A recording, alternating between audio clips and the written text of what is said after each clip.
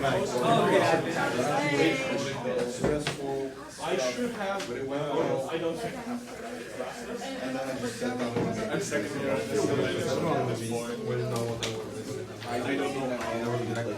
so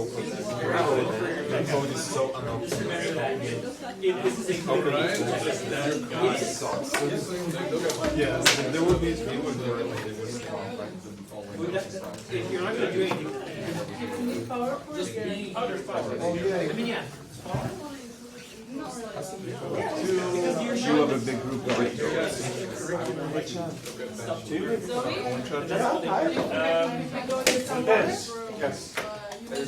For you to have an icon, then no. I'm sorry. I don't have USB-C, so it's like way too fast, so I didn't get a chance.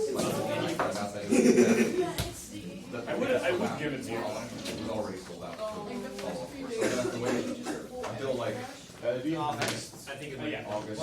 Do they have like they should look up the The side? first part is just participation, and this because I am recording it, which is the second part is if you want to call out, if I know your name, then you go there, then I will try to find out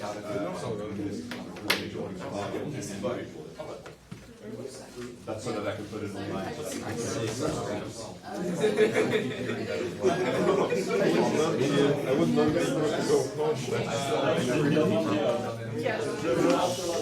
I think on Sundays, I participate and then I was also party though. I was for being yeah.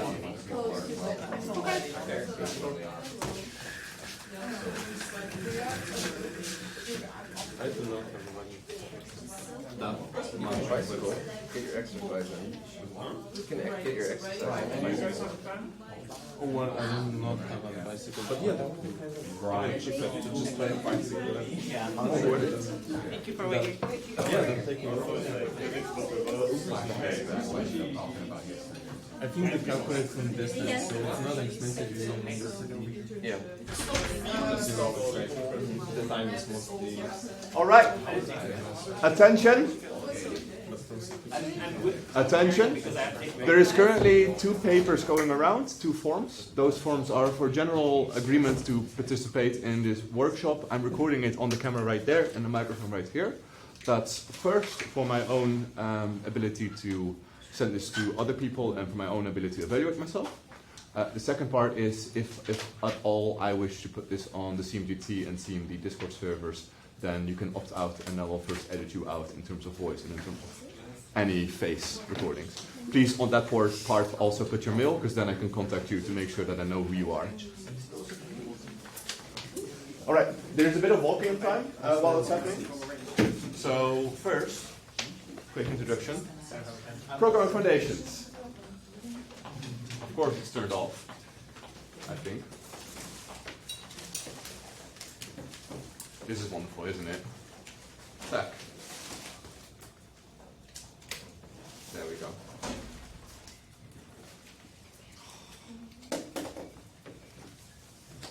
Give me one moment. The wonderful thing about being on recording is immediately everything goes wrong. As soon as I click record, I want to take a sip of water and I put my thumb into the water instead of the actual. And that's on recording right now. Let's try that again. Yes, that's the goal. All right. While the form's going around, I'm Zoe. I am by head 23 years old. That might be slightly off. That's really impressive. I can count. I have been interested in making creative media, that's movies and games, since I was 9, I think. Now, I started off my entire journey in terms of education. First of all, being considered in the Dutch system, like, oh, this guy can go to the top of that. And then I immediately felt my teachers because I am a delinquent and I did not want to do anything, which is why I have the second picture. That's the first picture that I took of myself. And also that's the first picture, well, not the birth, the arm. The first picture that I took of myself, that I felt comfortable with myself, but also it is pretty much time framed to 2014, where I got the help of 2 really important people to me. who helped me get over the bridge of the 2 years of not doing any education. Not knowing what grammar was, not knowing what spelling was, not knowing basic math rules, basically failing at school on everything I do. In the same year, I also started programming, because I wanted to make games. So I made games, at least I tried to. Unity was terrible, but I did succeed in making a couple of mods for Minecraft, for Skyrim, and for Non-Starve. And I've been doing that ever since. I'm a student at the Hanze. Oopsie, we're all here. I think all of these people here are students at the Hanze. Anyone that's not? Hands up. Hanze! One of us! Alright. I got a very lucky break back in 2019, just before Corona hit, because I was scouted, because I was making Minecraft mods, I was scouted by a company under Microsoft, which asked me if I could help them make seasonal content. So I've been doing that for 4 years until around last year summer I decided together with them that it wasn't a healthy relationship anymore and we're going to stop. Mostly because both of us were doing way too much for someone that's studying and some people that were literally every month needed something to come out. Hi. Yes. That's also 6 years of industry experience. That's art, not programming. I wouldn't have dared to do any programming back before 2021. And that's because I am self-taught. Which sounds great, up until the point where I realized, until 2021, that I was in a class of Mano, that I was in a class of Armando, and I was in a class of Core, that there was a lot of things that I didn't know about programming, which I'm going to tell you right now. Right, first question is, why do you want to give these workshops? Well, because programming is just like my years of delinquency. I did not know anything, and that made me not be able to do anything, but was more complicated. Programming requires creativity, programming requires problem solving, but if you have the creativity and you have the problem solving, but you have no idea what the spelling is, or you have no idea why there is this grammar error, or you have no idea what the actual tools is that you have, you're going to have not the greatest time. The second thing is I'm doing this for my internship. I kind of want to either work here at school, or I want to work in a company as a tutoring and a guiding role, which doing workshops like these is really helpful for. So this is also for my own evaluation. How is the form going? Yeah, there's 2 forms. Someone whispering in the back. No, it's another form. There's 2 forms. No, it's the same form. You The just same need form? to fill in one. Oh, okay. It's just the same question, but it's so that it speeds up the flow. Right? Multi-threading. We're already at multi-threading right now. We're not going to talk about that. Isn't there different? Because I heard there's 2 forms. Okay, Yes. It should be different. If I see any double, then that's fine. Did everyone sign the form? Yep. All right, wonderful. That's good there. Let's see what the next slide is. Oh, wonderful. Topics. What will we do today? Like I said, this is programming foundations. What I understand in foundations is anything that you might have missed. I don't know where you are. I'm not assuming that you are the best coder. I'm not assuming that you are just started. I'm assuming you might be any of these things. I might even assume that some people have more experience in programming than I have. Today, yeah, foundational theory and skills. And we're going to have some power tools. I'm working at Makerspace. Makerspace that has a laser cutter, has a lot of things that just speed up your workflow. After we've got the basis down, there is no reason why we don't talk about things that people should use in like game design. Actually, question. Everyone here game design? Yep. People that aren't game design, hands up. Okay, no, that's fine. 2 people that aren't in game design, that's great. Next workshop, there's going to be 3. We will talk about mindsets, because programming you don't necessarily do alone always, you also might have a team. And sometimes you hit up on problems, sometimes you don't know how to optimize, and sometimes you just want to be able to plan and understand your code before you actually start implementing your code. We're going to talk about that together, faster, stronger, easier. And we're going to do game engines, because I think most of my people right here are game engine related, and even people that aren't game engine related might have some fun understanding how to use Unity or Unreal, or make their own game engines. And then the last one, programming in your field. I believe that not everyone in here considers themselves full-on a programmer. I see a couple of people that I know are preferred artists. I know a couple of people that like UI or game design or narrative. All of that you can apply programming to. Programming isn't just its own core. Programming is a skill that you use to bolster any other skill. So for workshop 3, which will probably be somewhere around end of May till June, we're going to talk about programming your field. How to program your UI in, or how to program art, or how to program sound. Because you can help your programmer by just doing the programmer of your domain. Yes. Art, audio design, UI, etc. I don't know. There's still going to be a poll for that. Yeah, you must have scary programming terms. If I say type, I'm not talking about dating.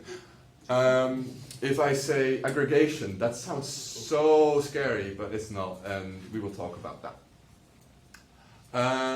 Yeah, we use these terms to complete our foundational knowledge because you don't necessarily need to have the term, but knowing that there is a word for that is really helpful for documentation and for finding things in documentation.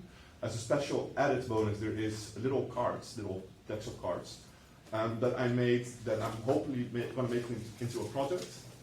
Those all have terms on them, and you're free to just go through them to find the things that we're talking about, because I believe everything that I'm going to talk about will be on the cards. There is a select few of them, so at the end of the workshop you're completely free to take them home, but please divide them or decide which one gets taken inside the pack. Yeah, we'll have fruits. I think that was very clear with all of the fruits on the thing, on the tables. We're going to get some resources, because you can't build anything without having any resources. I've played Minecraft and I've modded Minecraft and I've worked with Minecraft. I know you can't build anything without resources. Practically, we're not going to get you to creative mode yet, but something alike, so that you can actually start experimenting and having fun with code, because it can be really, really engaging and fun. The game rules of programming, because programming you can also imagine as a game. To understand documentation, more advanced tutorials, I already said that. To write functional code by yourself. Yeah, I kind of hope that the people that are following this right now, tomorrow or later in this semester, will be able to just go like, I'm going to write my own code. Alright, first, a warm-up. This is one of my own division. It follows the rules of count till 20. We have a bit more than 20 in the room. The rules are, stand up. Stand up. If you can, by the way. You don't have to stand up, but if you can stand up, that would be nice. Everyone in the room must name one fruit. The fruit must be unique. So if I say banana, someone else can't say banana anymore. Only one fruit may be called out at a time. So if two people say at the same time passion fruit and mango, also a fill. If you named your fruit, you may sit down. And if two people call the fruit at the same time, or the fruit is doubly named, the game resets, we all stand up again to failure. We have a big class, so I'm going to add one specification to that. The fruit must be unique, so that means that if you say grape, all grapes are out. But if you say red grape or green grape, the other grape is still allowed. Red apple, green apple, but apples, all apples are out. So there's 3, there's red, green, and normal? If you want to, right? You can actually specify fruits more. The green and red grapes are that. I'm not going to play, I'm just going to let you all close your eyes. Oh. Everyone's silent, and then the game starts, so someone start naming fruit. Durian. Ooh. Papaya. Mango. Tomato. Starfruit. Avocado. Strawberry. Dragon fruit. Raspberry. Apple. Guava. Pomegranate. Enchanted golden apple.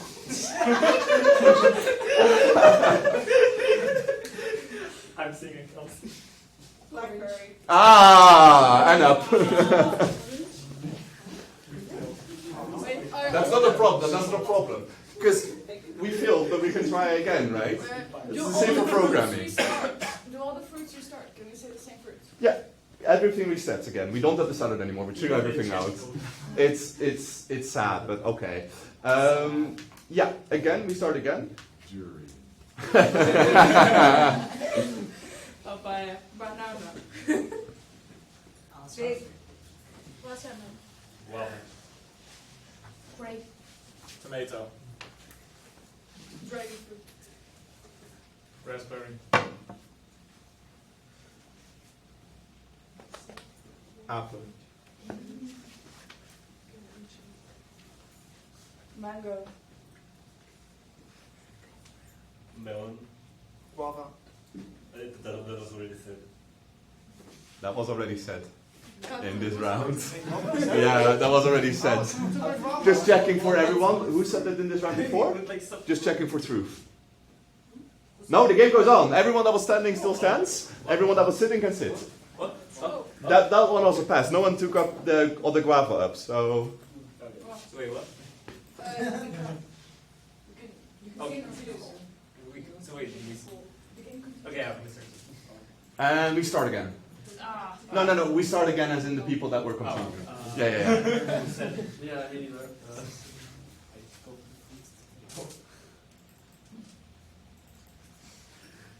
Blackberry. Raspberry. Said. I don't know, what's that said? I did not. Yeah. Okay. I'm sorry. Someone owns up to it. I And am deaf. all right. I am So- deaf. I'm sorry. So there is a reason that I'm doing specifically this exercise. 1, because it takes a little time.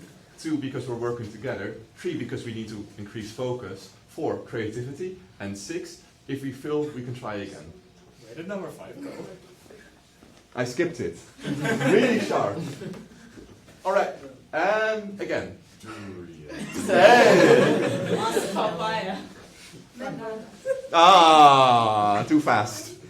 Too fast, too furious. Up. What? You go.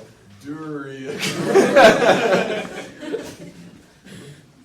Banana. Papaya. Ah. Was that it? No. But you said it together. Oh, God damn it. All right. Once more. damn it.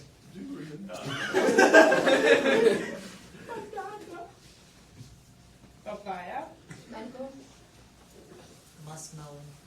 Strawberry. Red apple. Tomato. Avocado. Oh, is that a Raspberry. Dragon fruit. Apple. Peach. Rambutan. Blueberry.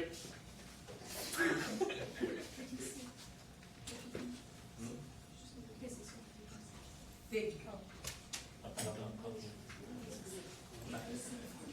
Just 3 people remaining. Oh, 2 people remaining. I can't think of a fruit. There's star fruit, I haven't said it. You know. Fiji apple. Well, That doesn't work. finish it off. Wait, me? Yes. Shit. You're literally the only person. No pressure. No pressure. No pressure. No one has said orange. Everyone. Orange. Hey, and I'm gonna finish it off. Pineapple. Okay.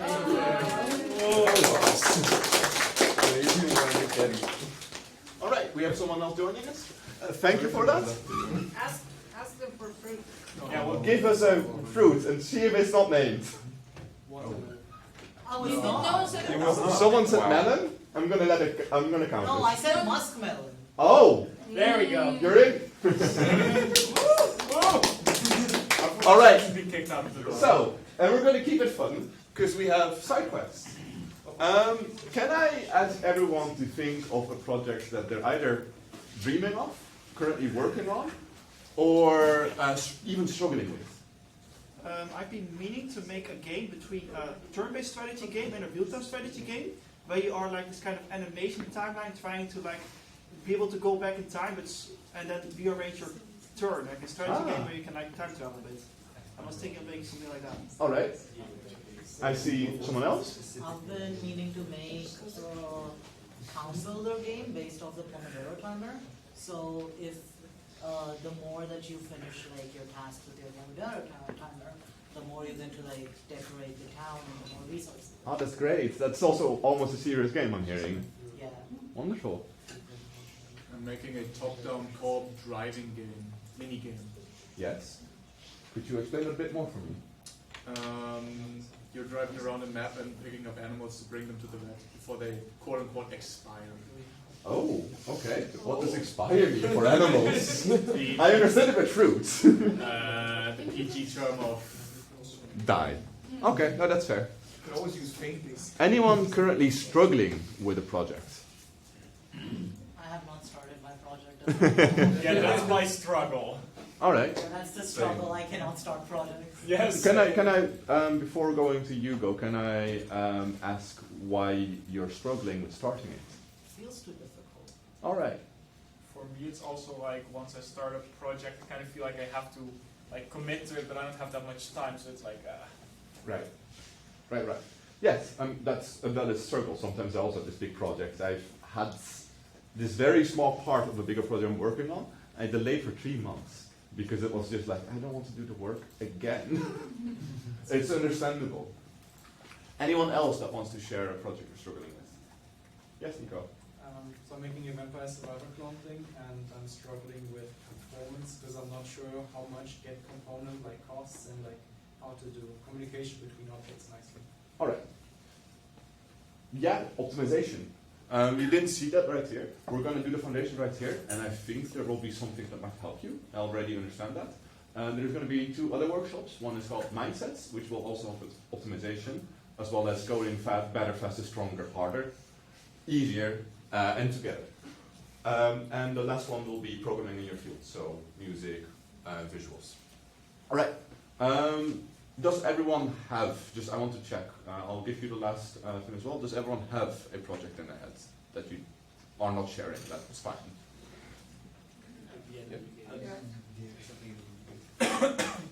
You go. You have another one? Oh yeah, just a project that I wanted to do. It's just like a very simple, basic like side scroller thing, but even that, like I'm struggling.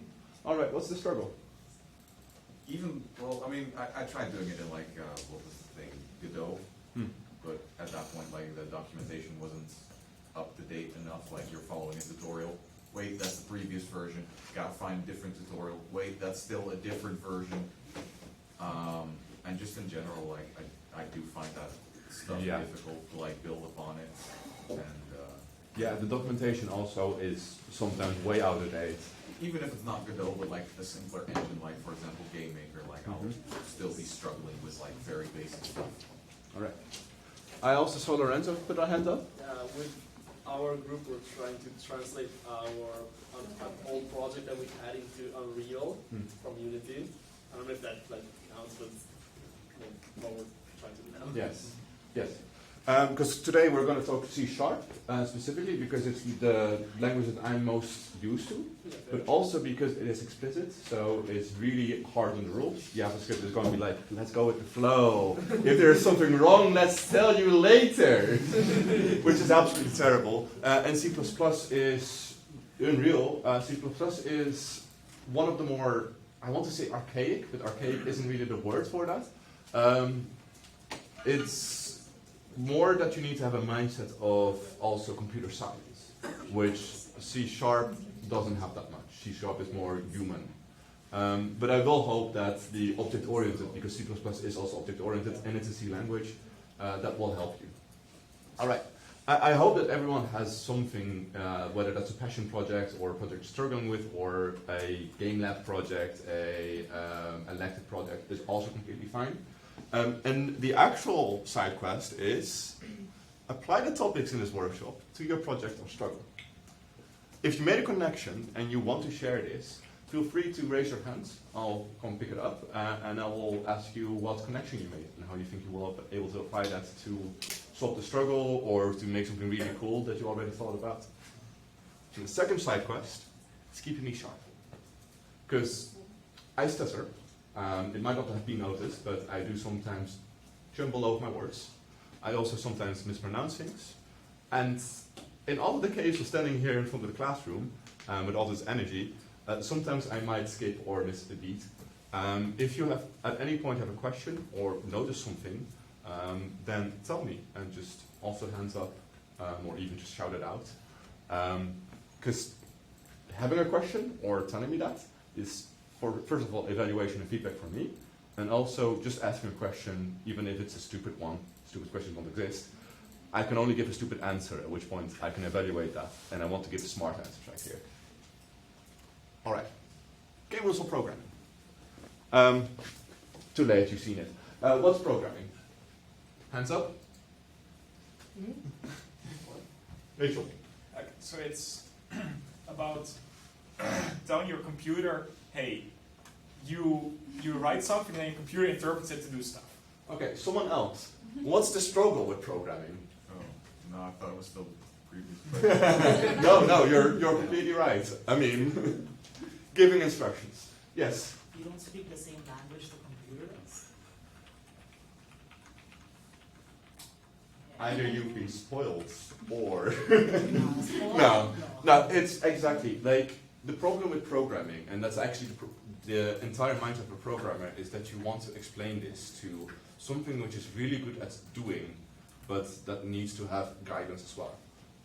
When you start in an empty project, the only thing that it knows is the language. It can only interpret you, but it doesn't know what a fruit is. It doesn't know what a classroom is. It doesn't know what a student is. It doesn't know what a ball is. It doesn't know what score is. You need to tell this to the computer, and you need to tell it how it will handle those concepts when it comes across them and when it can ask questions. And it's important right here that we avoid miscommunication. During the fruit salad, I already made the mistake of saying, using confusing words. We can start again, which people thought I meant reset, I meant continue, and that's already one of those things, is you miscommunicate with the computer, and the computer thinks, sure, we'll do that, but then you'll tumble into situations. And this is fine, right? This is trial and error. I'm making these errors all the time, and I will not stop doing it. Take a seat. So how do we do that? I'm specifically saying game rules. We can take one action. What's that one action in conversation? Yeah? Making statements. Close enough. And the computer will make statements to you if it has some suggestions. But most of the time, you're the one making statements because you're the programmer. Right? So you make statements to say, I declare a concept. Declaration just says, this exists. And you explain that concept. You say, okay, a fruit exists, and a fruit has nutritional value. And you clarify when to do what. So if you say jump, then us all humans do go like, oh, but that's easy, jump. But if you don't know what legs are, and that had to be declared to you recently, then you also need to be declared, okay, down, up. And back down. All right. There is a couple of different categories of statements. Declaration, assignment, jump, selection, iteration, and expression.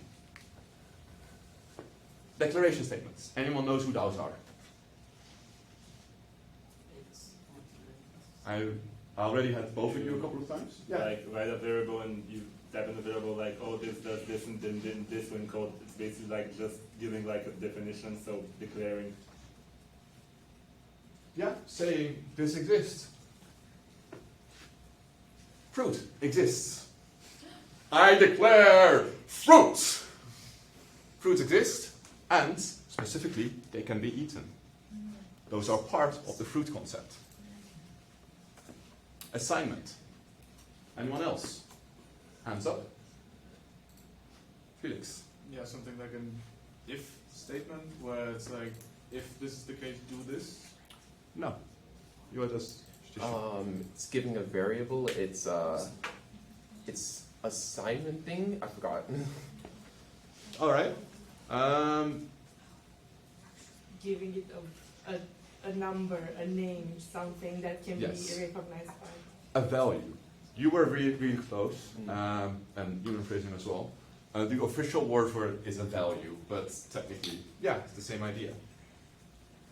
No, it doesn't go. It doesn't go either. Oh, that's annoying. That's bad. It's an old version of the slide. There was a beautiful thing saying, give me one moment, yeah. String fruit string name mango, and they can also go fruit.name, because that already existed, is goman. I'm sad that it isn't there, because this is slightly confusing, but I can't really do anything about it right now. Selection. Anyone, hands up. Yes? So what the previous person said about the if statements, for example? Exactly. Selection is, let's do this when this argument is right, and let's do that if the other argument is right. We have if, oh, well, I clicked the wrong one. We have if, else, and switch. If amount equals 5, then eat. Otherwise, we want to get some more. We never want to go below the 5 amount of fruit. And then I have this weird thing where I eat different fruits differently. Apples, I'm allergic to, they're spicy, so I rather cook them or dry them out. I like to eat my fruit different. You can switch the thing that you want to do out for an argument. In this case, it's fruit name. Well, the fruit name might be banana. In that case, it's not in this selection, so it will just be eaten normally. But if it's mango, or if it's apple, in that exact spelling for the program, you go like, oh, I heard about an apple. You're allergic, you want to eat them after they're dried or cooked. And my mangoes, I don't know what to do with my mangoes. I always buy them after they've been sliced and cut and prepared. Iteration statements. Actually, no, first question. I have if and else. Is there another one? For? What is a loop? Do while. That's also a loop. I'm hearing the next slide already. I have if and I have else. Is there a combination of those two? If else? Yes. Which does? If the if isn't correct, then it goes to the if else, if that if else is if. Right? I think you can phrase that that's better. correct. It's practically glorifying this, but then with more typing in terms of that and with more fragility. It technically works, it's just more awkward for the programmer to write. This is clearer. So I still don't fully understand switch as like a thingy on what it does. All right, could you explain to me what you understand right now? To me, it seems like sort of like if fruits dot name, like if the fruit's name would be mango, then you say this. Yeah, that's correct. Why isn't it just like? Why doesn't it work to make that an if statement? So, or is this where I find out where I've been getting stuck on programming a bunch already? the question is how much do you want to ask, right? What you can do is you can say if fruit.name is mango, and then you need to do if fruit.name is that, and if fruit.name is that. So why it's not working? The computer doesn't care which one you pick, but for you, it's more readable for you technically. Because if you say fruit.name equals mango, then you might misspell if you don't have something in the fruit.name, or you might get the wrong variable. The computer doesn't really worry about that. It's the amount of argument that you have to do. Holy moly, I'm learning. Yes. Again, I don't really care which ones you use. If you use if else, Undertale's also been bold in that. I've spied RimWorld and Skyrim do some things like this in their code. It happens, it's fine. And the break thing, does it always need to have that after like case? And We'll get to that. okay. But yeah, in this case, it's part of the syntax. Good question. Iteration. I heard some things already. So for while loops. Yeah. Those are there. Iteration. You see the little repeating symbol. While amount is below, is 0 or below, eat. That doesn't make sense. I just realized. Oh well, eat fruit until we're out. Yeah, it should be above. That doesn't make sense. My bad as a programmer, right? Imagine while amount is above 0. Now, that's great. It will keep on eating until we don't have any food anymore. But what's the danger right here?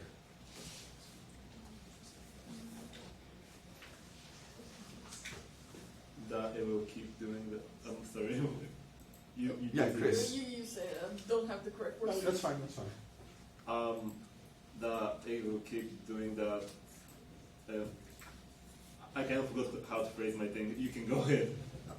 I was gonna say that the equal to 0 makes it seem that it would think that even when you don't have fruit, you will eat the fruit. Thank you. That was a very, very nice catch. And also, does amount actually go down? Because we don't see any proof of amount going down. We can assume that being an eaten. But now, indeed, like I think you were trying to say, was it's going to repeat, and it's going to repeat, and it's going to repeat. And if amount doesn't go down, if the amount of fruit is not getting recounted after eating, then it will always think, oh, I can eat more. So it's trying to eat air. And that will give you an error. We have a for loop as well, which looks kind of intimidating to me still, sometimes. Like, I know exactly what it is, but there's just so much information right there packed. Eats fruit exactly 5 times. I is 5. I stands for iteration or iterator. I is above 0. While doing that, count down the I. So right now it's going 5, eat, 4, eat, 3, eat, 2, eat, 1, eat, 0, done. This looks complicated, but what this is actually is under disguise, wolf in sheep's clothing, is it says this before the while, then while I is above 0, I should have done that here too. Eat, and then at the end of that, it goes, we're going to remove 1. We're going to remove 1. So this is actually just, you're writing a while loop, but it's slightly more robust, and it's trying to safeguard you from writing yourself into an infinite loop, like this is called. 4 is usually a better while. Oh no, I already did something. Oh, again, I hate papayas. I say that after not having eaten any papayas, I think, in my life. I have no active memory of this. So I'm just going to dunk on papayas for this entire workshop, not having known the taste of it. But it's great because, well, we have jump statements. You see 2 right here. Could we list those 2? Go to a return. Exactly. Go to goes to where? Skip. Yes. So with go to, you basically say, okay, if we hit this, don't bother doing this, go here. You can even do that outside of something else. You can go to some completely else in the declaration, and you can go, hey, I kind of want you to do this other code. NASA doesn't like this because it gets spaghetti. When people say spaghetti code, this is actually what official programmers call spaghetti code. You just jump back and forth, and you go up and hey, and it gets confusing for someone that's trying to follow the logic of that.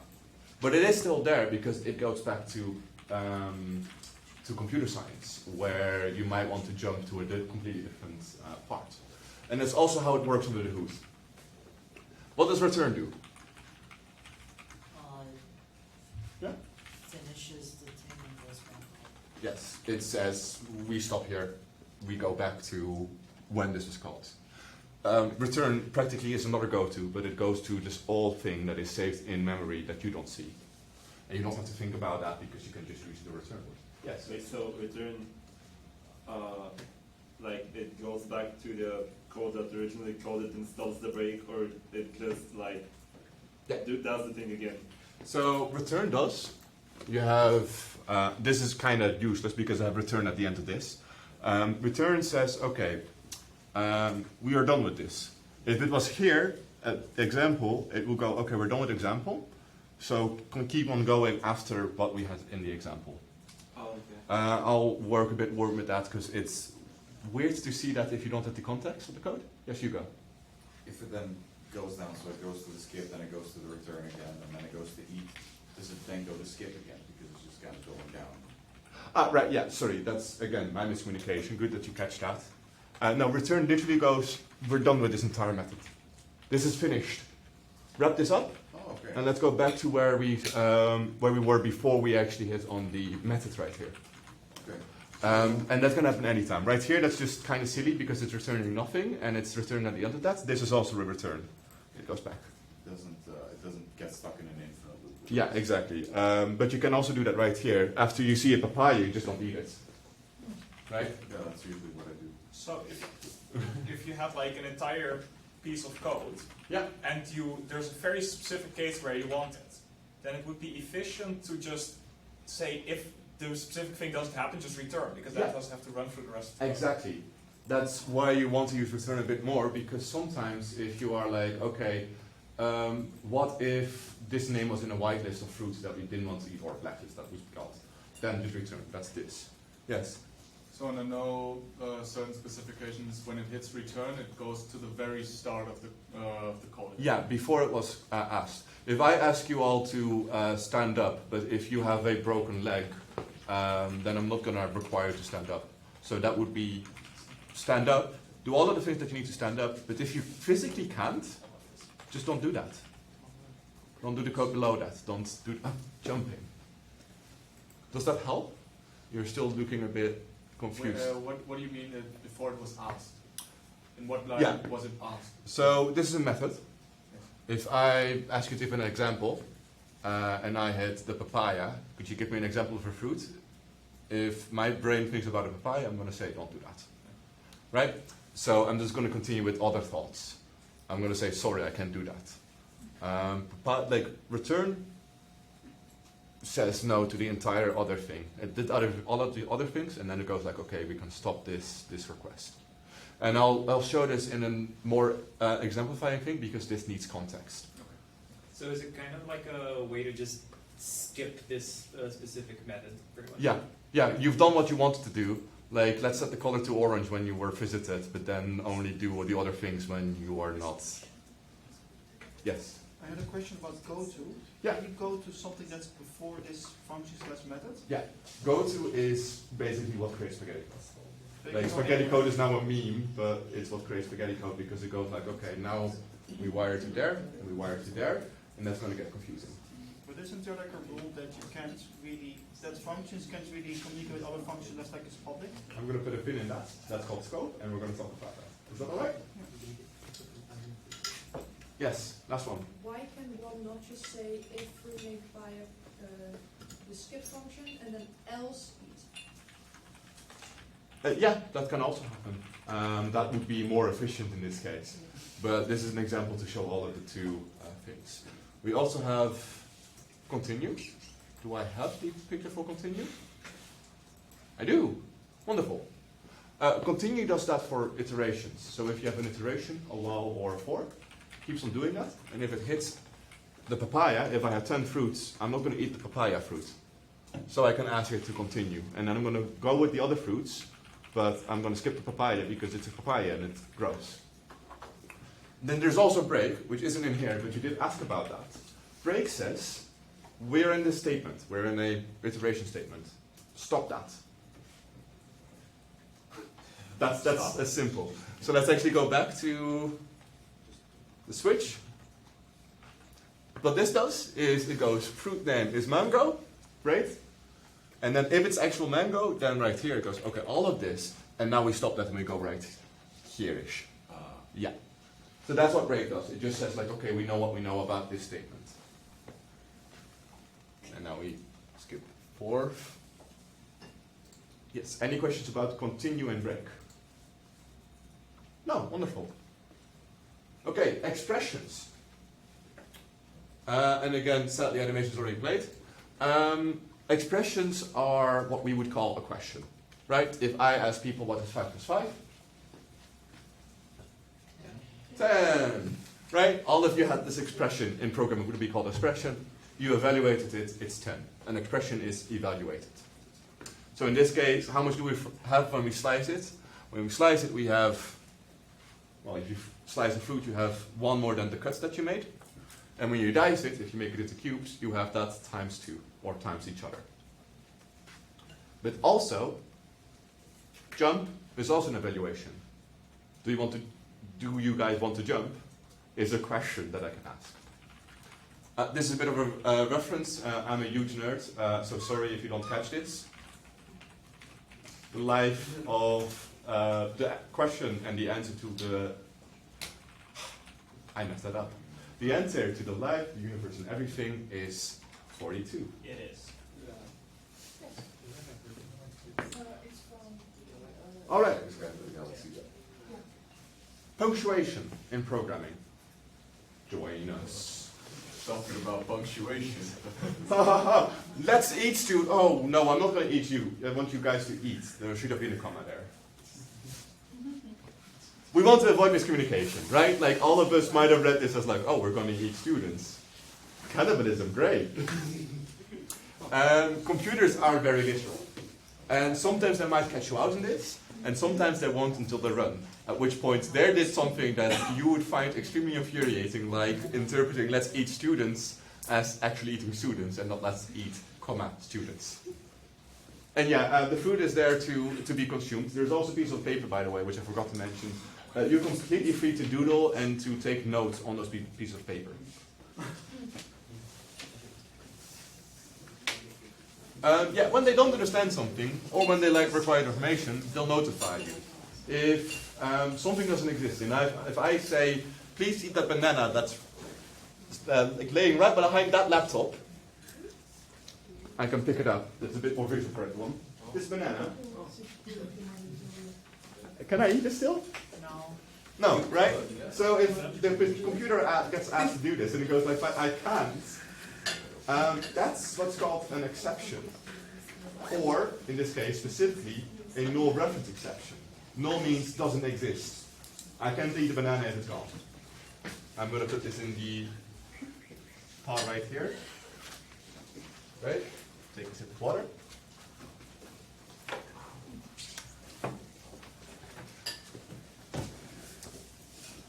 When programming languages are created, and you can still create them, it's still something that you can do.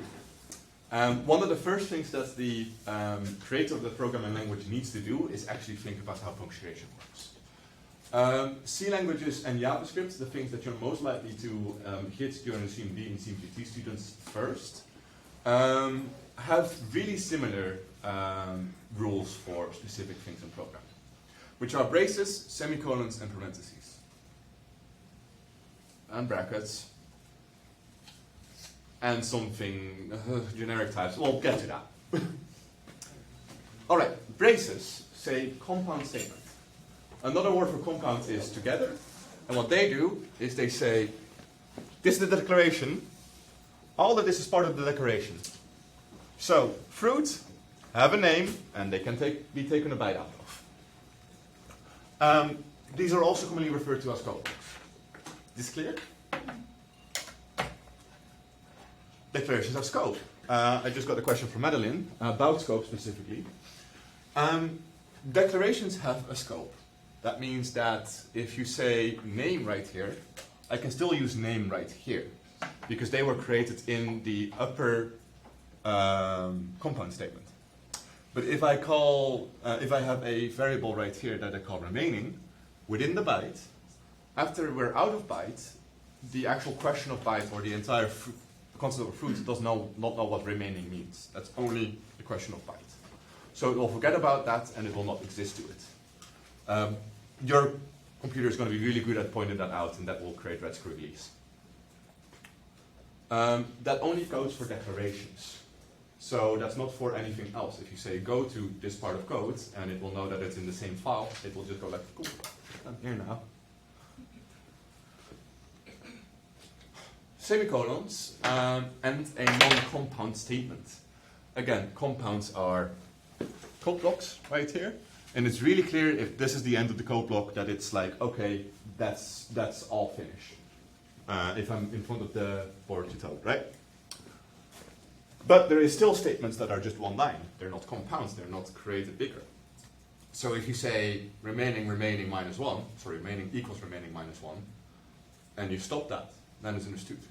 But if you say name equals partially eaten plus whatever name it had, so eggplant, again, expression is evaluated to that. Right now it's going to get confused. Oh, I can actually press that nice. New things learned today for me. It will still kind of think, oh no, I messed it up. It will still kind of think that it's part of the remaining right here. And it will tell you, I'm confused. Because I now think that this is not grammatically correct. Would you please change this? All right, parentheses. Parentheses are those nice little roundbumps. And those roundbumps you will see next to methods and methods calls. They basically say, if I say, could someone give me a specific fruit? Then the next question for them would be, to me would be, what kind of fruit do you want? So I might want to say, could someone give me a pear?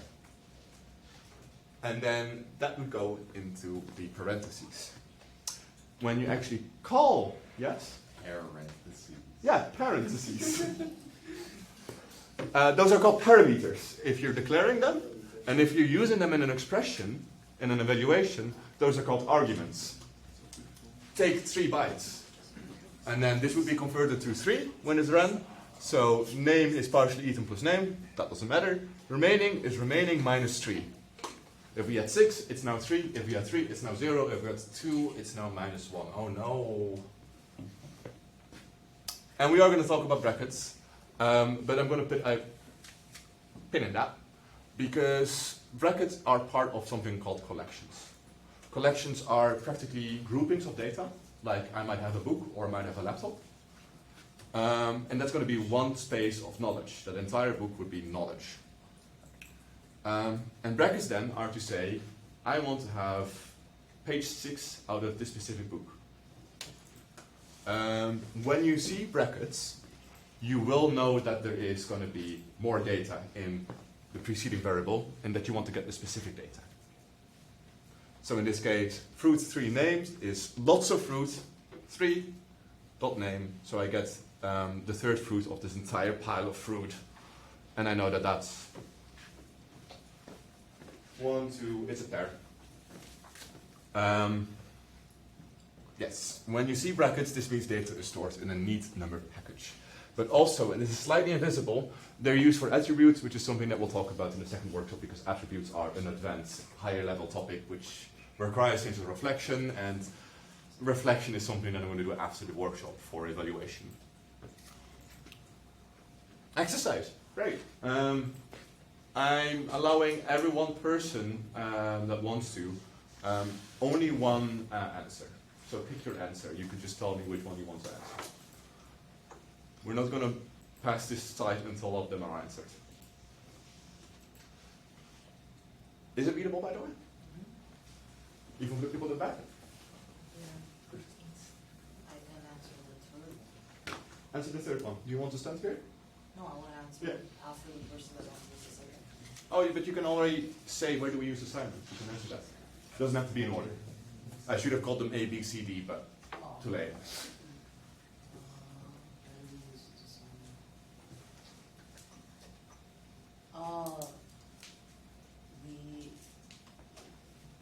In the thing, the string message. Yeah, Yeah. that's assignment indeed. Yeah. There's another place where we use assignments. Do you know that one? Do you see that one? In the top one. That one? That one. Public void e intermount.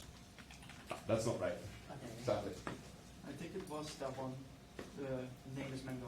I think this is. Name is Mango, yes. So name equals Mango, and message equals I ate whatever that evaluates to. So that's, first of all, this part is, actually I'm not going to spoil that. The other questions are going to be answered. Yeah, 2 assignment class. I can do the first one.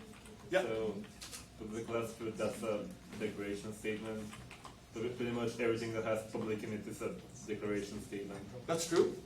Yeah.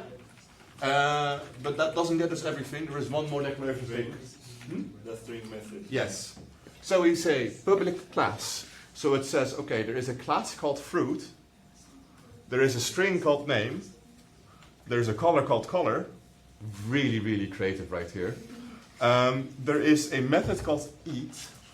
And there is a string called message. Okay, that's 1 and 3 done. 2, which of these statements are compound? And 4, where do we use an expression? Sorry, I have a follow-up question. Yeah? Does it mean anything with private is not an expression? But anything with private. Did you ask that? Yes, if I just wanted to confirm. Because you just said everything in public is an expression, so is everything in private not an expression? I understand the logic right there, but no, both of them are still. The automatic thing is that this is private. We're going to talk about that. If it's not public, it's by default it's private, or you're using another thing. We're going to talk about that. No, it's still a declaration. It's just modifying the declaration. Yep. So for the fourth question, Yeah. the public void int, Mm-hmm. is that the evaluation? That's still a declaration, but we can use the declaration later as an expression. You are, by a clever way, still correct. However, it's not the actual expression that we see on screen. Felix, I see you have a heavy finger. Message equals I8. That looks like an expression. Yes, exactly. It's asking a question, I8 plus amount plus name, which to us is kind of confusing, but for the computer makes total sense, because I8, let's say 5 and then mangoes, or I ate 5 mango, grammatically incorrect. We'll fix that later. One last one, too. Which one of these statements are compound? I see a very, very doubtful finger. Because you say messages, and I like, there's two compounds. One is inside one of them. So we have from public class until the last, and then there's from public void id until after the string message. Yes, those are both compound. These are still statements, but they can't really stand on their own because they need to actually be understood as something that is more. If you say the concept of eating, what do you do with the concept of eating? Well, in this case, the computer says, I ate this, because there's no way that we can actually have the computer chomp unless we program that with hardware. And the same goes for fruit. We can say public class fruit all that we want, but that just gives us a dummy. That just gives us, there is the magical Santa's unicorn of South Africa. We need to actually explain that to the computer, because that's really confusing. If we say the snapperslotten, I don't know what that is. Again, no one would know what that is, so we need to actually explain that to the computer. But it can exist if you want to. All right, thank you. Just as a last thing, this is all compound. Eat is all compound. Public string name mango is a declaration and an assignment. Public color is just a declaration. And then we have a assignment, and we have right here an expression. Wonderful, well done. Operators. It's still calculating whatever the answer to the of life, universe, and everything. Operators are part of expressions to compare or calculate two values. Specifically, it requires a left hand and a right hand. Why? 12 minus 4 is 8. Yes? Because if you try to add something to nothing, it doesn't really work. It might, in math it does actually. Yeah, yeah, I understand you though, I understand you. Yeah, that's true. If you try to add something to nothing, technically it doesn't work. Specifically in math, for now, left hand, right hand, 12 minus 4 is 8. But what is 4 minus 12? Negative 8. Exactly. So left and right already makes intuitive sense to us, but it's so intuitive that we actually don't think about it anymore. When you're using operators, sometimes you might get the error that it's expecting one of the values to be to the right hand or the left hand, which is just asking you to, could you please experiment with the side of where this is, because otherwise I think I'm going to misunderstand that. Same for statements, we also have different operators. So again, operators are part of expressions. Expressions are statements. And there's now also, again, like a subdivision of that. We have arithmetic, Boolean logic, equality, and comparison. Also, again, there's these cards. Those cards are also in your table. You can find them out on the thing if you actually want to read through and take them home with you. Arithmetic, what would that be? I'm going to ask the table in the back right there if you guys are okay with that. What would arithmetic be? non-remap. So that is. Everyone gets one of these. That's not even numbers, though. Variable A and variable B. What would the slash do? Divide, yeah. Divide. What would the multiple? I said it. Oh, I'm out. It does Wonderful. stars. Yes. See, I'm so used to this right now that I just read this as multiplication. I spoiled it. What does the percentage symbol do? Divides with the and calculates the like the what's left after the division. I think That's correct. The remainder. Actually, I'm going to test this out. Yes. Multiply remainder. What does that mean? Remainder would say if we have 7 and we divide by 5, then instead of the answer being 1, because only 1 5 fits in 7, it would go, oh, but there's 2 left. So that would say, divided by 5, what's left? 2. Remainder would add, say 2. Technically a percentage is called modulo in programming, and I'm always confused with that, so I'm just going to call it the percentage symbol. Addition. Addition. Subtraction. Nice. See, it's pretty simple actually. You are at the college, so I'm assuming that most of us know these by heart already. Oh. What would these do, or add to the things? Anyone? The first one is B divided by A, right? No. I'm sorry, I'm going to disappoint you. Yeah. Is the first one like not equal to? Also no. No. That's an exclamation. Yes, you first. it does the like the mass and already assigns it to the A value. Yes. So in this case, if we do A to B, we get another value C. C is A to B. That's the expression. But what this does is it goes, okay, we have these two variables. We're going to say A is A divided by B. So A becomes A divided by B. That would have been, yeah? That would have been 10 divided by 2. We would have gotten 5. But that's not C now. A is now 5. Which is kind of helpful if you want to do quickly. But it gets confusing if you go quickly because all of a sudden you're starting to stumble over your words. So these are really nice if you know what you're doing. And start experimenting with them as soon as you can. But don't feel intimidated by them. Same goes for multiplication. 2 times 10 is 20. So if A is 2 and B is 10, A would be 20, because 2 times 10. Percentage or remainder, adding and subtraction, all goes the same.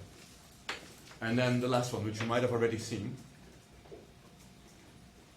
I could have made a perfect fun with C++. I'm not going to do that, because that's getting confusing. It always adds 1 or subtracts 1. Exactly. It just goes, okay, we're going to add 1, we're going to add another 1, and another 1. Because it just saves you one more thing. A plus is 1. It's even quicker code if you are in a pinch or if you just want to be fancy and show off. Boolean logic. What would that be? True or false? Yes. That's base of Boolean logic.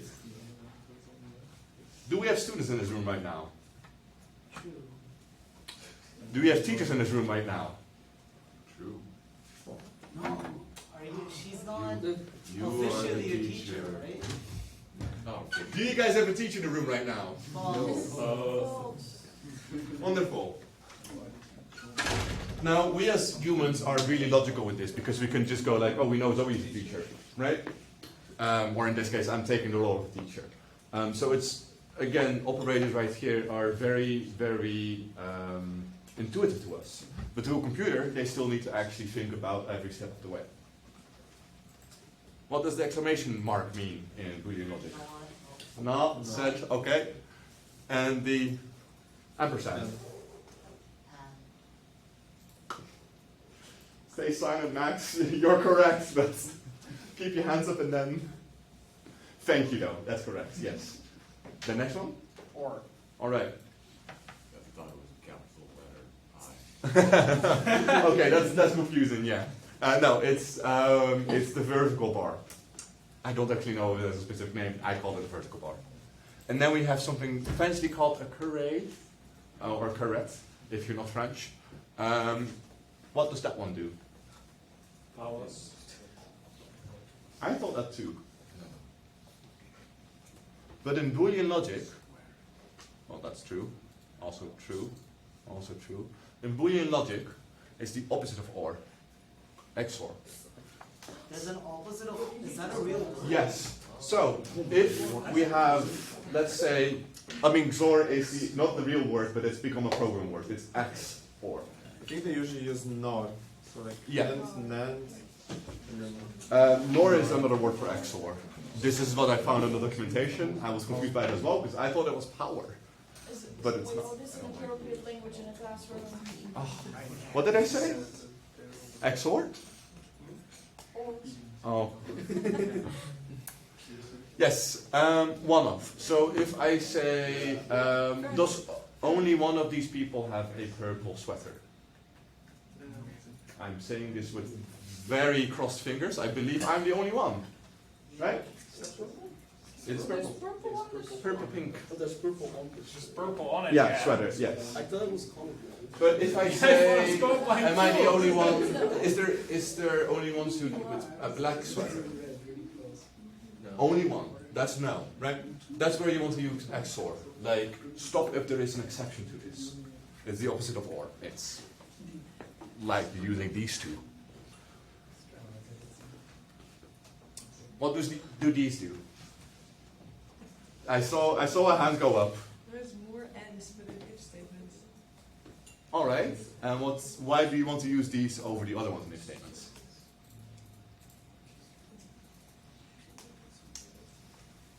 I know the logic, I don't know the explanation. No, that's fine. That's fine. That's fine. All right. So these do something really fancy and nice. We stop when they know the answer. So instead of having an if statement with, okay, so we want to have only mangoes, and we want to do something when there's mangoes, and we have bananas, and we have other fruit on the plate. If there's something that's not fruit on the plate, then stop. Then we would use and or doubly, because as soon as I have, oh, but there's a USB on the plate, that's not a fruit. Stop the man. Or if it already knows the answer, it's like, if it's or, do we have a student in this room? Do we have to go through all of these students to know there's one student in this room? Right? So we can save the computer a bit of time and energy just saying like, oh, but if there's one student in the room, then we already know that it's true because I asked if there's just one student in the room, and that's all that I need to care about. Equality in comparison. Once again, hands up. I would say that the next one can do all of them, and I'm gonna go max. Yeah. Equal to, it's the same thing. Yes. Then the exclamation mark is, it's not equal to it. Exactly. B is bigger than A is bigger than B. Yes. It's very visual with the bigger than, less than signs. Equal is not A less than B, A more than B. And what do these do? Less than equal to, more than equal to. Exactly. All right, that's it for now. We're going to have a little break, so if you need to pee, if you want to stretch your legs, then do that. I'm going to check the time.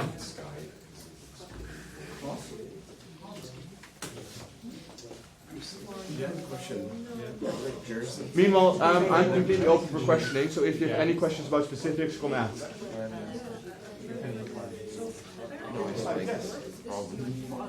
You want me to take it away? Yes.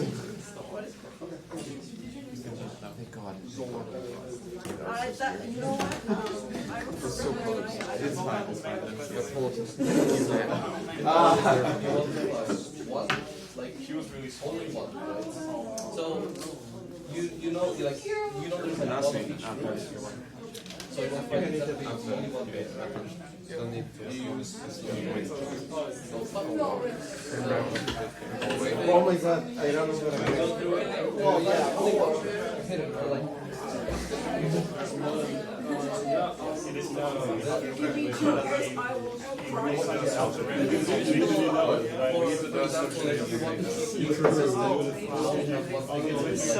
Something that's it was the nuclear group, yeah. I always forget.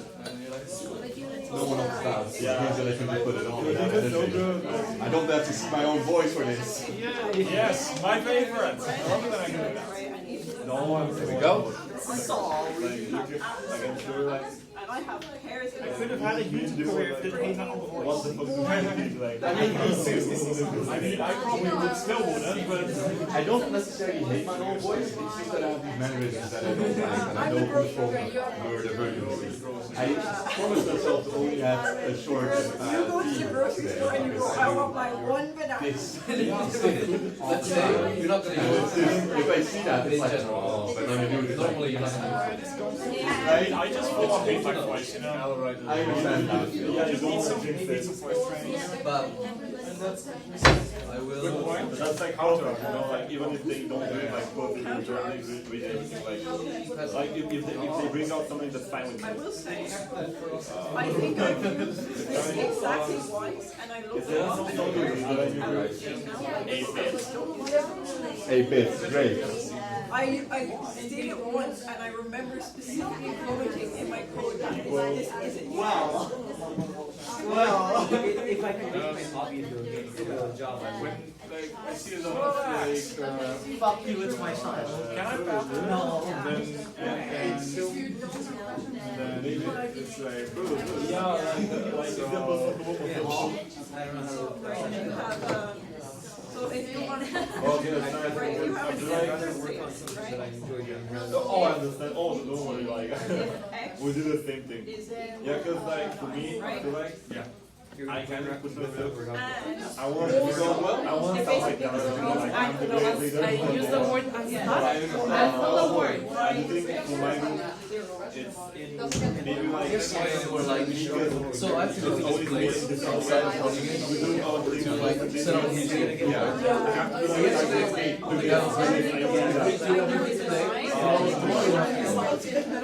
I was like, okay, let's go. So, you know, I think I'm Always working for I went home, we're like, oh, I get to the office and all of a sudden the boss is like, Brian's like, gotta go to the work. Someone has to, you might say, I will,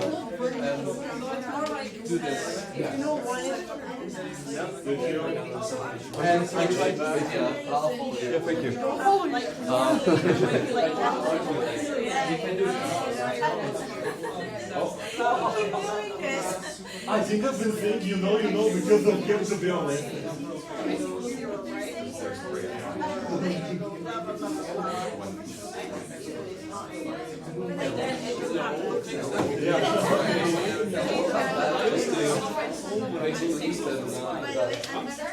If you're working on No, it's like my thing.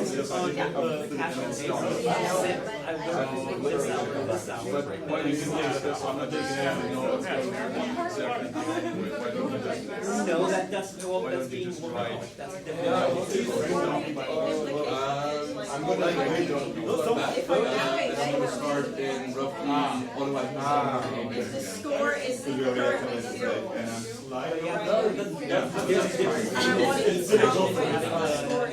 understanding of I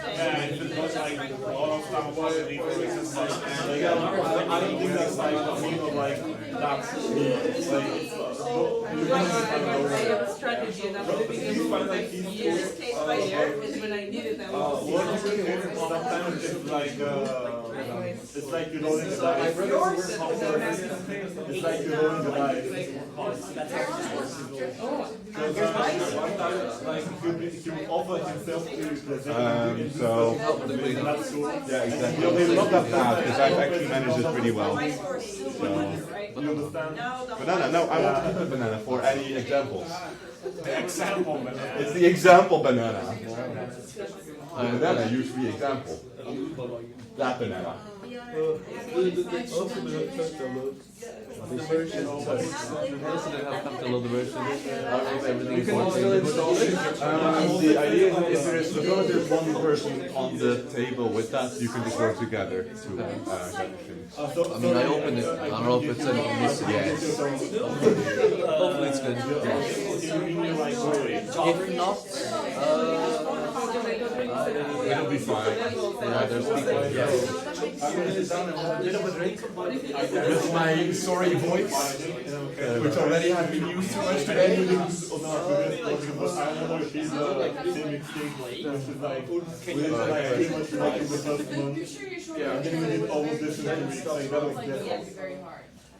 Okay. A little Okay. The only thing I'm not excited about is having to look for a group or something, because that's always in the end like a bit annoying. Your piss breaks are sponsored? Yeah. How did you get that? Like the Spanish people are going to be with the Spanish people. I want to make it inappropriate. It's the same thing as Spam. Yeah, plus you're on recording. And you did not out. That is true. If anyone, I mean, if someone wants to opt out at the end, just ask me for the paper. I'll put it down.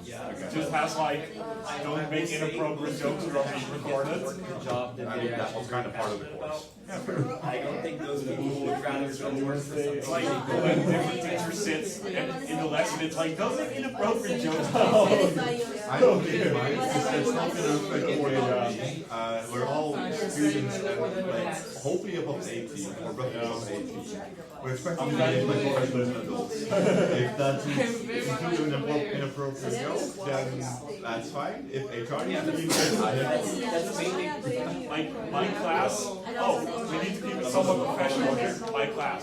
How about Wait, do we activate? I didn't know we had. Yeah, the downloading stopped. Now the installing will start. 2 more minutes. sorry, when do we need We're gonna have it at the second break, so that's gonna be at around 8:10, 8:20. Because I haven't thought about it at all. I don't know. Of course I have to play Baldur's Gate. No, I was just excited to do another project, you know, because I didn't know that we have to do this, so thanks to Jeremy. It was supposed to be a movie night. But I told him I really want to play Baldur's Gate. And he was like, I already have it. I'd still rather have that project, even in that scenario. I also rather want to than do that, that's why I'm doing like the computer building. And then we watched one movie, and we had 2 more to watch because there was trilogy. And yeah, we that'd be saw during the something. first movie. Again, I hate working for something that I don't care about. And sorry, that's a big that's what and during the 2 movies, I was just playing at the computer and they were watching the movie and that like, no, don't worry guys, I have 1 year open to listen to this. I mean, looking at Hellsing. I'm listening. I don't think. I'm completely there. I'm You getting think the that's like too current easy? bear right now. Girl. I'm joking, no. For a second, I was like, who's Sabaru? You mean, I think you mean like it's not that innovative. I also Like it's not a new thing. No, just trying to well, like well. No. That's where it stopped. Like I was so bad at playing. Like, oh fuck, I killed him. Well, yeah, that's exactly what I did. That's what I said. One off. Do you think you could get somebody to, if you do that as a project that you're doing, do you can like somebody to shape out this video? Because it has to be good again, right? Yeah. Oh, okay, that's fine. I did not back anything. I was Oh, like, I really don't spoil maybe it was like just use this idea for the upcoming project. But I really told him. Yeah. I don't know, I try and avoid do like No, I'm just like. I personally just because I'm cautious and like assuming what people will like prefer. I won't met Jeremy if like, he was just tired. I wanted him to come out and just say it, like, if he wants a break. Oh yeah. Like, it could just be like, he's not okay. It could mean he's broken out. It could mean a lot of things. That's why it will be a genuine conclusion. Now we are more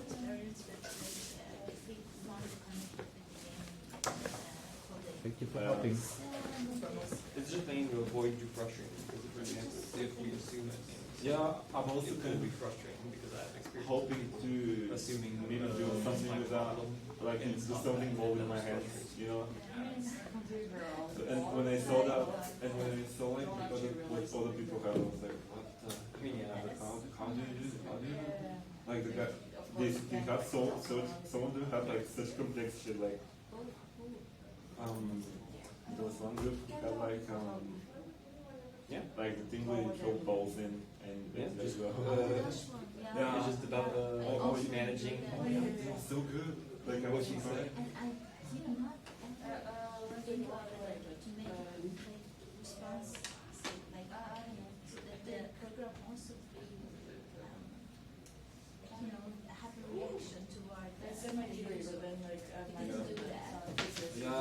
Everybody was like, where's my store? How can I see? What did I do?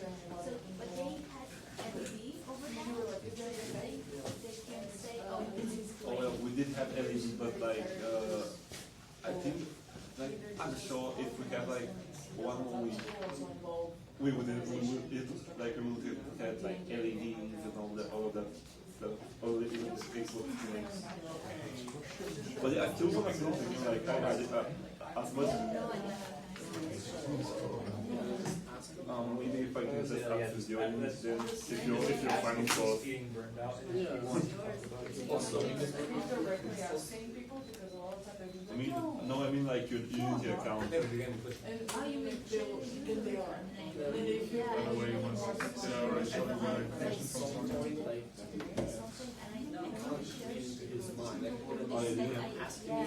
Alright. Peak mail for me. Down. I think down. Yeah. I don't know you were state. Actually, you know what? I don't know, like, when our game was just that was motion.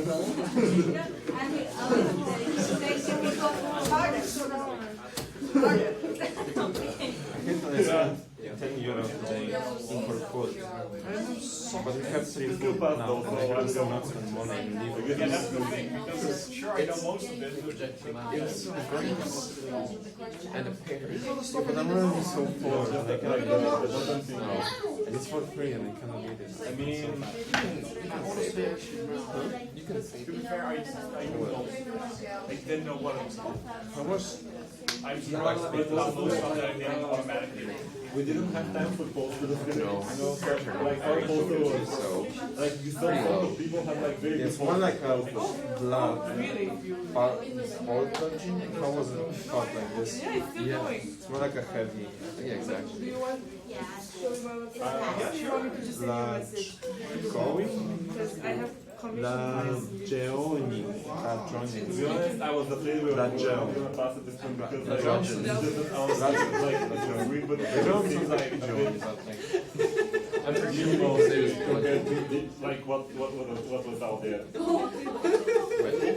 watch this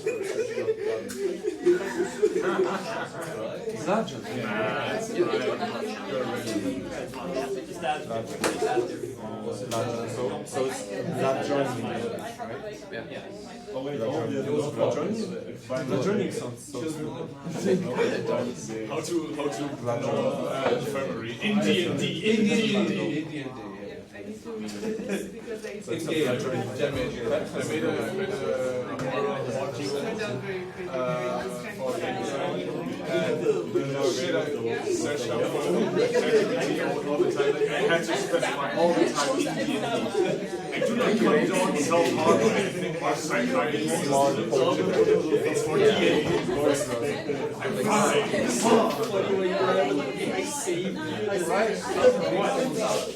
Roll call.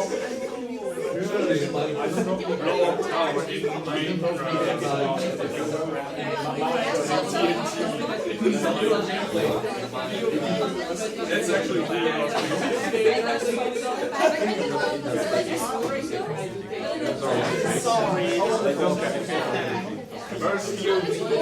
All right, I'm going to do a roll call again.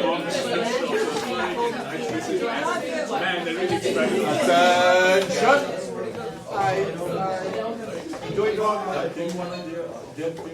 All right.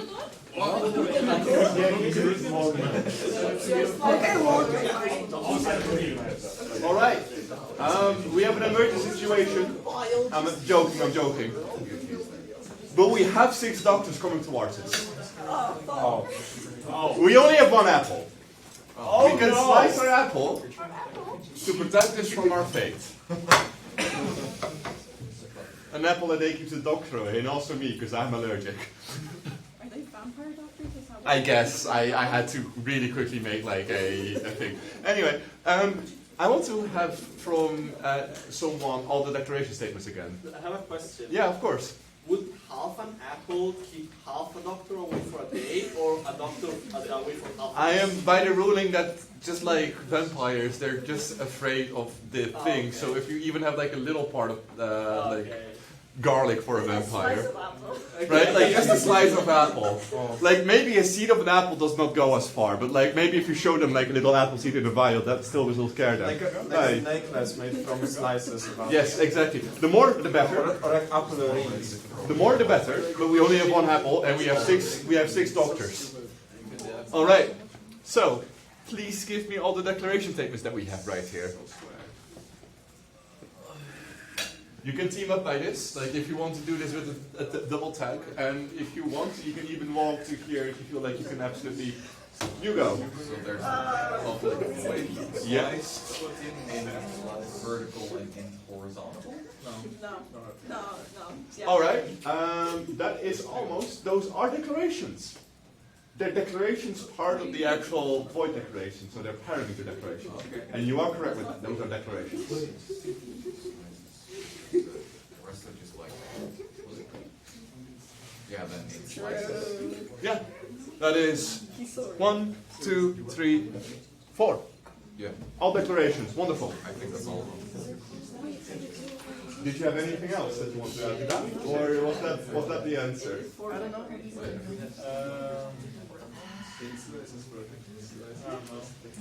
All right. All expressions and operators. Again, operators are part of expressions. If you see an operator, usually that's an expression. So, I'm going to ask you. Yeah, of course. So expression in slices equal to vertical plus one is an expression. Yeah. The thing below that is also an expression. Which all that refers to? The slice is equal to horizontal plus one. I believe that the text plus slices is also an expression. Yes. It has and there is an operator in the slices equal or above 6. Exactly. That's also an operator. So right now I have 1, 2, 3, and that one. And then you also mentioned that one, or? I didn't mention. Okay, no, that's my imagination then. All right, I'm missing 2 more expressions. I think the declared integers in the method itself. These 2, you mean? Yeah. No, those aren't. Which ones are? Max. We already had that one. We had this one, this one, this one. Yeah, I'm sorry for standing right in front of it, but it's a bit difficult with the way that the room is built. This one, this line in orange with the slices in blue, and then slices is more than 6. Also the equals on the top. That's this one? Yeah. No, that's an assignment. All right. I hope that I haven't spoiled this, because I don't actually know what the next question is going to be. No, we're still missing 2. And they are kind of hidden, but like you just need to know this, and that's why I'm asking again. Does the horizontal plus 1 count in brackets? Also still taken. We have enough was mentioned or not? Did we have enough was mentioned? No, I mentioned that myself, and that was wrong. That's why I asked. Oh. So we're getting really close with that, though. Because what are those in? The bracket. The parent. Yes. Classes. Asking for a method to run is like asking the computer, could you write this line? And the computer will go, let me see if I can do that. It's a question, and the computer will see if it can answer it. So even though there is not a number being generated, which technically can, we'll talk about it later, it's still a question to the computer. And it will still receive an answer. So console.write line in both of these are also expressions. And then also the two parentheses here I mentioned, which is one of the only other options for parentheses. I think most of us have completed a math degree, or at least for high school have done math. Do we remember what that does in math? What math? Because I know what you mean. The parentheses around a calculation, what does that do in math? You do the parentheses first and then the calculation. Exactly. You basically say, please do these first, and then we follow the order. I forgot what it is in math terms. I'm not a math scientist. I will use the term math scientist from now on in my life. It's beautiful. Oh, yeah. No, I wrote this just then, just before starting this, and I actually did not leave a syntax error. I was going to be really mean and just leave a semicolon out, but I didn't. So, yeah. We're going to pretend as if it's the one next to console. Yeah. Actually, I want people to generate some syntax errors for me. Can you think of, we have the semicolon? Any other syntax error that we can now create? Have some fun? Okay, Rachel. Removing one of the quotes. Yep. That would go like, oh, do you mean all of this is now the text? Yeah. Yes? A common one, so slices equals 6 would be a syntax error. Slices equals 6, so double? I mean, just one. If it's one, if it's only one, that would be a syntax Yeah, error. exactly, because it's slices, and then it will, it's not a syntax error, but it is a math error, because now you're not saying add these two slices, no, we set slices. It's 2 horizontal times 1. If you remove one of the parentheses in here. Yeah. One of the parentheses. If we break the code or the compound statement by one of the braces. Alright, I think that's pretty clear. Well done. Alright, next step is structure. We have all of the grammar and all of the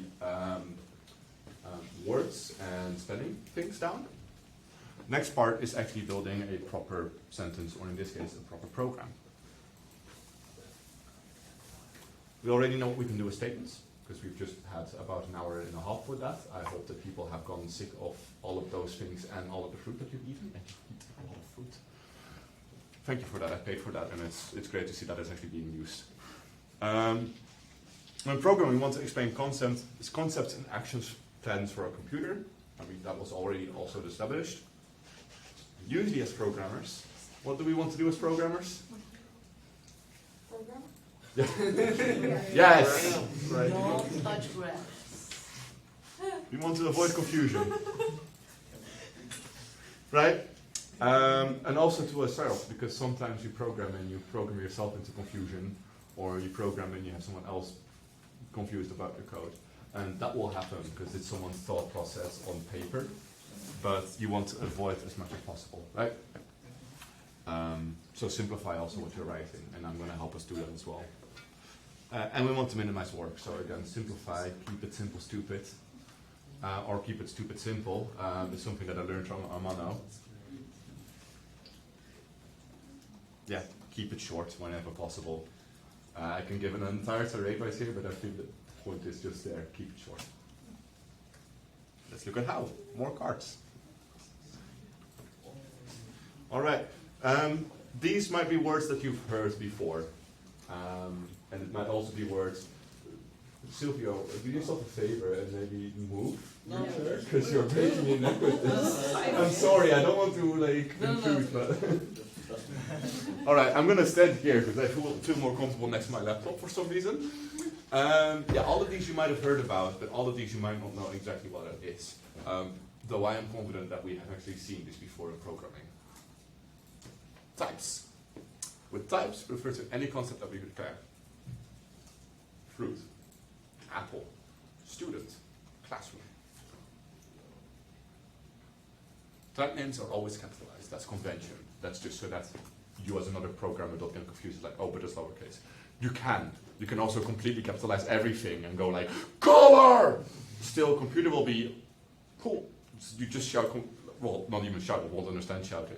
But it's just so that you as a programmer and you as a team know that that's likely a type. Value fields of reference. These are some things that typically don't get really talked about, but they're something that gets maybe really confusing. Because we have two different types of type. We have a value type, and we have a reference type.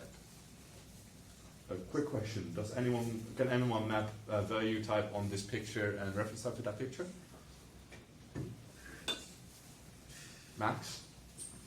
I don't know exactly, Yeah. but I think the value type is structure. Yes. And the reference type is class. Exactly. The difference is how they are stored. Because a value type, you can take a piece of paper and reasonably you can just copy all of the things that make up that concept. So, yeah, copied as if on paper. Which means they're really lightweight because they're just pieces of paper that are thrown around. And that exist in a program. References are stored on the heap. That's a complicated word that you might hear from computer scientists. That means that it's somewhere there, and it has its own little pocket or its own little locker. And what you store is not the object itself, because that's handled by the computer by the heap. But what you actually have is a little ticket saying, I am locker 5B. They are the reference to the storage place where the object is. Struct. Structs are value types. You already had that. For data that we can fully express on paper in real life. And for the calculation that we can do with that concept. Any examples? I kind of want to hear someone that I haven't heard much before. Have some fun, by the way. I do want to note, just as a sidebar, is like, every time you ask a question like this, I'm like, overwhelmed, no clue.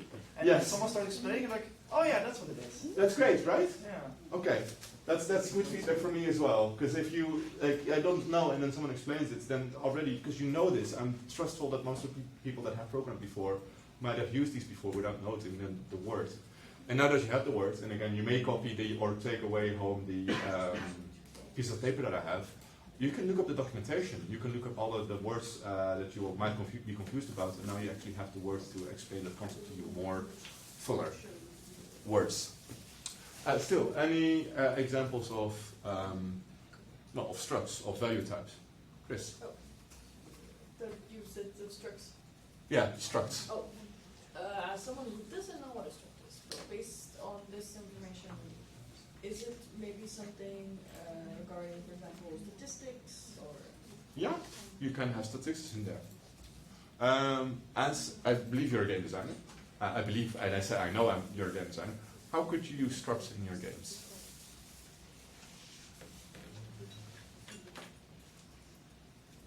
No clue. All right, no, that's fine. So structs usually translate to things that we have information for, like color. R, G, and B. Those can be saved into structs. They're not just the red value, the blue value, the green value. No, they're all three of those. And with that, we can do some calculations. We can blend other colors. We can merge other colors. We can U-shift colors. We can convert it to not RGB, but satisfaction. HSV, U, satisfaction, and value. And we can do other things like that as well. Saturation, that's the one. Thank you. My brain goes to satisfaction because I just had food and there's fruit everywhere. I was confused with it. Yes. Shapes. Because shapes kind of mathematically, if you have a sphere, or a ball in this case, you have diameter. And if you have diameter and you have some codes that can produce that, then you can just write any circle that you want, because the circles are pi calculation, calculation, calculation. Again, not a math scientist. Boxes, same, with height. If they just say they're actually a cube, yes. So vector of 3, that's a struct too? Yes, exactly. Because that's a position in the world. Quaternions, or rotation, those are also structures. The key is to keep these as small as possible to represent them. You can actually make a transform thing which has position, scale, and rotation, but in that case you want to be very careful about actually putting that into that, because those are 3 separate values that can also be separated and stored separately, but together to get that. You had a question? No, you just answered it. Yeah. Because what's happening for the computer, for value types, is every time that you use it or change it, it doesn't go like, oh, okay, we're going to erase this and we're going to change the value. No, it goes, okay, we have this, let's copy it, let's copy it, let's copy it. So it does all of that handwork by itself. And that's fine, it's still lightweight. It's better than having a monster on your computer somewhere that is doing all of the data that is actually taking that, which are reference types, and making them worse than they are actually. But structs are for really nice things that you know aren't just going to be written down on paper, and you can just keep on writing new ones down on paper to save them.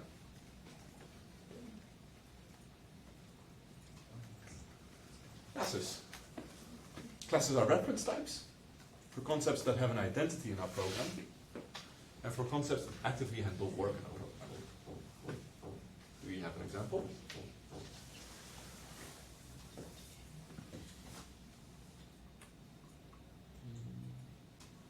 Chris again? I'm gonna guess different kind of scripts and maybe even managers. Yeah, we can have, for example, a game manager being a class, because the game manager needs to actually do stuff. Is there anything that I base this entire presentation and workshop around? Exactly. Fruit. Have their own identity. If I eat one apple, which I shouldn't do, all of the apples don't stop existing in the world, right? They also persist. So if I eat the apple will not come back. But if you can write it down and you just have a copy of that, you can keep on writing down new apples in terms of that.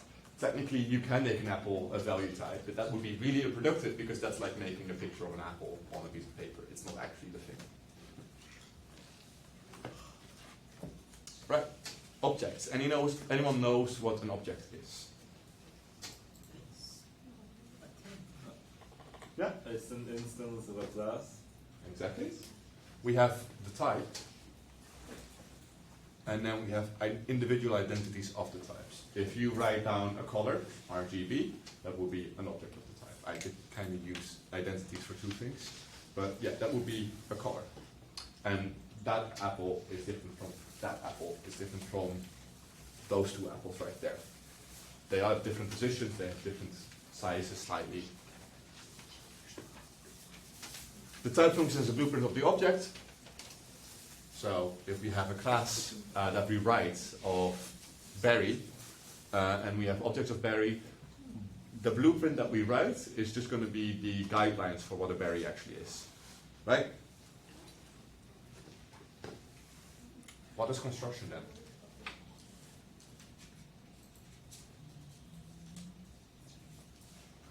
Construction is when we actually make the berry. Because the blueprint is there. The program now knows what strawberries are or berries are.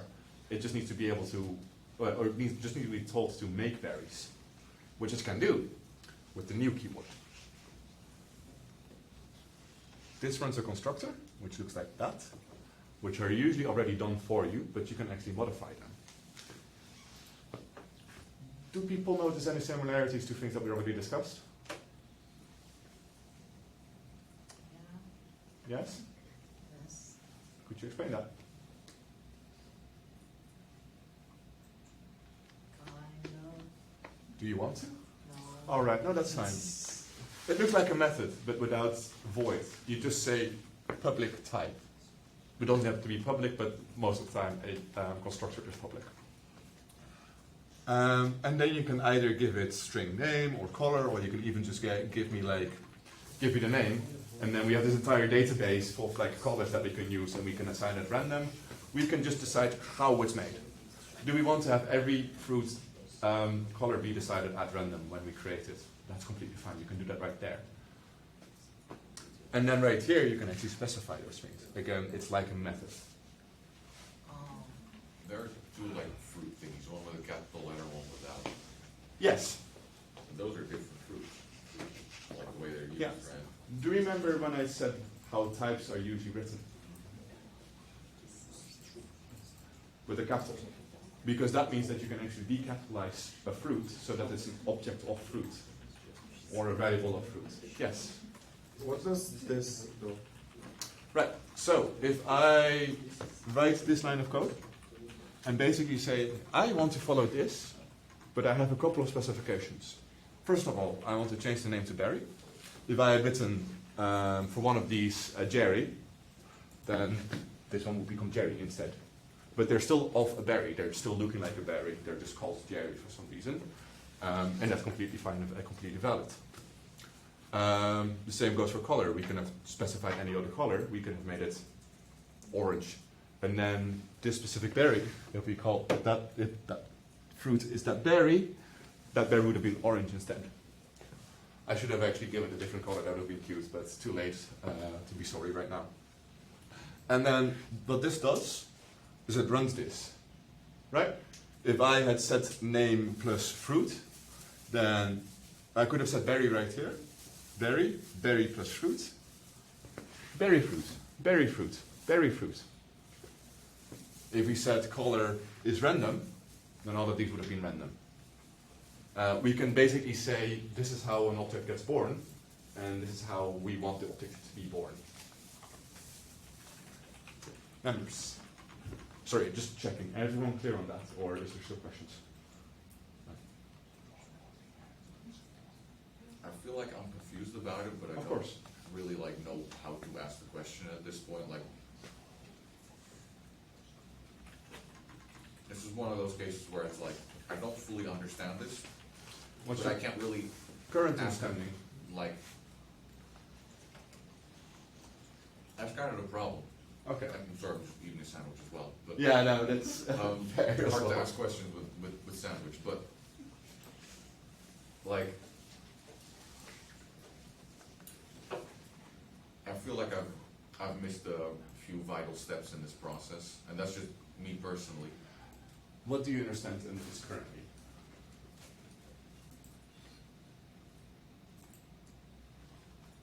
That like the string name, the color thingies, that those correlate with each other, and like the fruit, and then the public fruit, that those correlate a little bit. All right. So I'm going to go slightly back. An object is like an identity. If a student would be something, all of us students would have a different name, different pronouns, different preferred colors, different student IDs. Those student IDs aren't in our hands, that's by Hanze. So if we would program that, we would literally say random number, but there's logic to the number. And the name that is forecasted by us. So if I want to say, I want to be called Zoe, then the program can say, okay, new student Zoe, preferred color purple, and then it will fill in all the rest. Yeah. We can control how an object in the program is created and how it's handled. And from then on out, it will exist like that. We can still make any changes that we want to, or at least reference types. But the creation of this is here. New, this will be run. We don't have to imagine this, it will already be programmed for you, in which case there's no parameters. I understand it a bit better now. Yes. Has anyone seen this during programming before, by the way? The new part, at least? I think I've run into it, but that was more like the programming part of like, let me just copy paste that. Yes, that's what I want to avoid, right?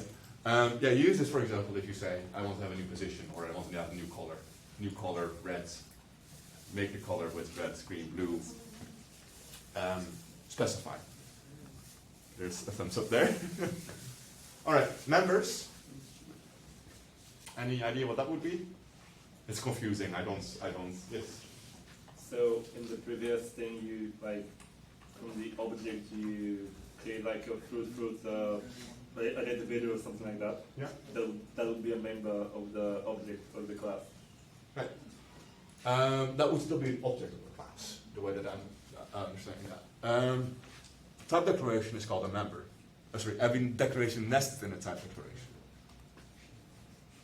So color, red, green, and blue, all variables, those are members of color. Fruit, shape, color, eat, also members. So like their characteristics or? Yeah, exactly. They're characteristics that basically you've also declared. If you say, if I say fruit, then everyone would think about a color, a shape, a specific fruit. Those are all members if there are variables underneath that in the declaration. And also the fact that you can eat that. There is a small difference between members of an object and members of a type. Members of an object are of the actual object itself. I can pick up, I will regret this if I actually eat it, but I can pick up that. I can take a bite. That's of the object. But I can also think about the scientific name of apples. That's the same for every apple. It's malus. I know that because I'm a nerd. It's also like Latin for evil. Yeah, exactly. Apples come from the. This is a nice, like, little deep dive into the biblical story. I literally talked about this yesterday with someone for some reason. Huh, I don't know why. interesting. Yeah, it's philosophy and theology as well. So that would be something of all fruits or all apples or all that. It's something that's inherent to the concept and not to the actual object. I can't really, your scientific name is malus. That's kind of confusing to the apple. Still correct though. Accessing members. We've done it before. Accessing members is literally just putting a dot in between. So we have a fruit, and then we can do something with that fruit, or the fruit has some information, that's shape, color, or eat. And the same goes for the type, but instead that's capitalized. So we now see fruit, the type, list all fruits. And then we tell what list all fruits does. Variables. Do I have to explain this? Anyone that wants to have me go through this? It's going to step. It's probably good to just go through it. Yeah. Public and ripeness. I declare fruits have a ripeness value. Constants are different than variables. Constants are part of the type. Because constants are always the same during runtime. Again, malus would be a constant, because I don't think I want to change that during this class. That all of a sudden I will explain malus is now scientific apple. I like having like a logic to some of these things, like names of it, because I struggle with remembering names, and a lot of them are just like unga bunga big word language. if you don't expect during your program or the runtime of your program to change that variable, or if it's something that you use time and time and time again, you can make a constant. That's why I like constant. It's a constant. It stays the same. Yes. And that's logical to me. Yes, variables can be assigned at runtime. They have to be, right? Otherwise, if you call a variable that isn't assigned yet. Yes, exactly. Yes, I say can be, but must be. Technically, if you put an assignment during the declaration of something and not in a construction statement, it will just be automatically put in the construction statement. So technically, but that's still runtime, because it still needs to create the object in that runtime. Constants are different. You assign them on programming, and they will cry if you don't actually assign them, because they're like, but I exist and I can be changed. This is the only time that you can set me. Constants are used for magic values. They minimize confusion. Any examples? No, that's fine. Who? Color? Which color would an orange be? That would be a constant, probably. Yeah. Normal orange color. That's a guideline. That you can keep. That's not a container. No. Ripeness threshold. I will say for every fruit in existence, past 4, they're edible. Before 4, they're like bitter or small or yes. I like to say in true, there's some fruit with very frustrating ripeness. like pineapples. Yeah, like you kind of want to care about that. But if this is true for every fruit, then we can just use that. We can always check in the if statement if it's past ripeness threshold. And instead of having to change that for every if statement now, we can just change it right here, and we'll go like, okay, we can do that. And also, pi, because pi doesn't change. I mean, pi kind of does change because the science mathematicians do work and they extend it. So programmers constantly need access to pi, even though pi doesn't change in a program. Yeah. But why use constants and not just variables and then just not change them? Because the thing with variables is that on the computer itself, variables have more tasks to do than constants. Because if you put it on constant, you just say like, don't worry about that, this is one piece of paper, and when the PC is running, it doesn't have to continually move that to where it's working. You can see a computer as a very, very annoyed bureaucrat. Someone that has thousands of papers next to it and it's trying to fly through these. Constants are literally just scribbled onto the table so that it knows what pi is. Same for extensions. .png, it's not going to change when you run the program. It might change when you're actually making the program. Version, when you run the program, doesn't change. And the truth, 42, because that's the truth to everything. Yeah? Why use the thingy inside of camel casing? Could you say that again? Why the lower like dash thingy inside of camel casing? Is that was that a Right. visual reason, That's or? no, yeah, that's not a visual reason. I mean, kinda. I'm dyslexic, which No, means I just want to make yeah. sure that that's For my own sake, if you see a name like this, if it's a variable name, I like to go snake case, which is underscore, which increases the length of this, but for me it increases readability and understandability. So that's why I write that. It's literally a second nature to me right now. But you can do any other name, But only right? because it's also used in other forms of coding, so that's why I was like, Yeah. does this have like a different function? But no. No, it's not necessarily like there is no real rules, and I just make my own rules because I usually program either in a team of my own or with myself. Yes. And I heard that you use your lead with a snake thing at the bottom, like an underscore, if it's a component that's already attached to the object. Yes. We'll get into that actually. I'm not sure if we did that. For that Yeah. reason. Yeah, like if it's part of the object itself, then we use an underscore thing, just as a help for you to know, like, oh, okay, it's part of it instead of somewhere else. You got. Yes. The explanation though. The constants, they always have to be like public? Just as It's easy. They don't have to be. Okay. Again, they don't change, so they don't change anything about your program when you change them, because you can change them. But what I've been doing a lot in programming, like when I do it, I've been using a lot of variables, but a lot of those variables don't ever change. Should I just use constants for those instead? Yeah. See, that's, even in like programming tutorials, this is a variable. Yep. Start using this as a variable. No. You miss a bit of the information. Again, this doesn't change very drastically, but if you're having a couple of optimization problems, this is already a great place to start because this means that for every object, there's just one thing. Again, it's part of the type, it's not really object. So you don't have 3 million objects, all with a ripeness threshold.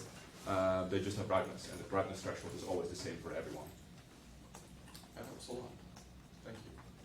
Methods, we also already talked about methods. It just occurred to me when making this and doing the presentation that maybe we should talk about that. Is there any questions about methods right now?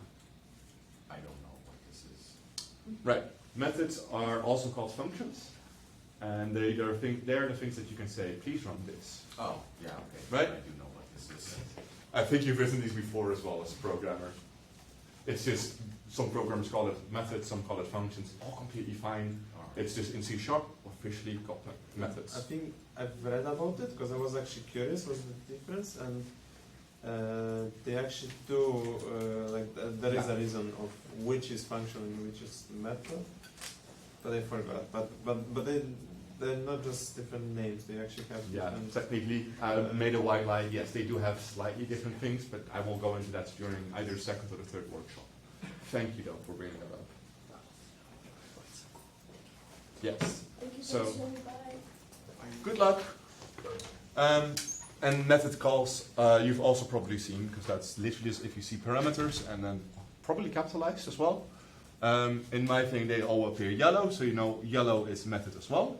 So fruits.eat4. 4 is the argument. 4 bytes taken. Bytes left is however we still have. So if we have an apple with 10 bytes left, minus 4 bytes, that would be 6 bytes that are left. Inheritance. This is a slightly more complicated topic, but it's really useful.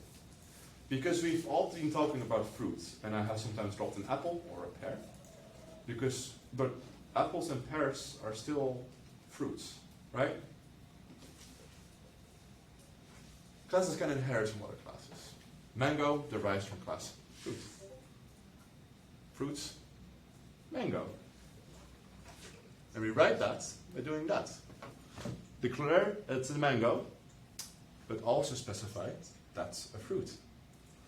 And what will happen in code right now is even though I've only written a mango score, it still has shape, it still has color, it still has the eat thing. I just don't have to write it.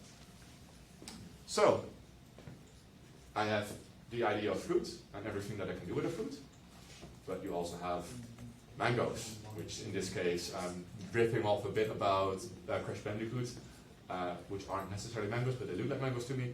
Those are used for scoring. Strawberries you can put on cake or pie. Pineapples you can have someone living. Peaches can be kidnapped into oh shit, that's another bird. Peaches can be kidnapped into someone's castle and then same by another castle. It's always another We just castle. started singing peaches. Yeah, I know. Peaches. There is a lot of things that you can do with different fruits, and there's a lot of things that you might do with different types. Currently, we're just talking fruits. Is there any example that someone has for their current project? No, because I've been doing it very unoptimized, and this is like an optimization thing, so you don't have to keep writing the same thing over and over. But you do have an example then.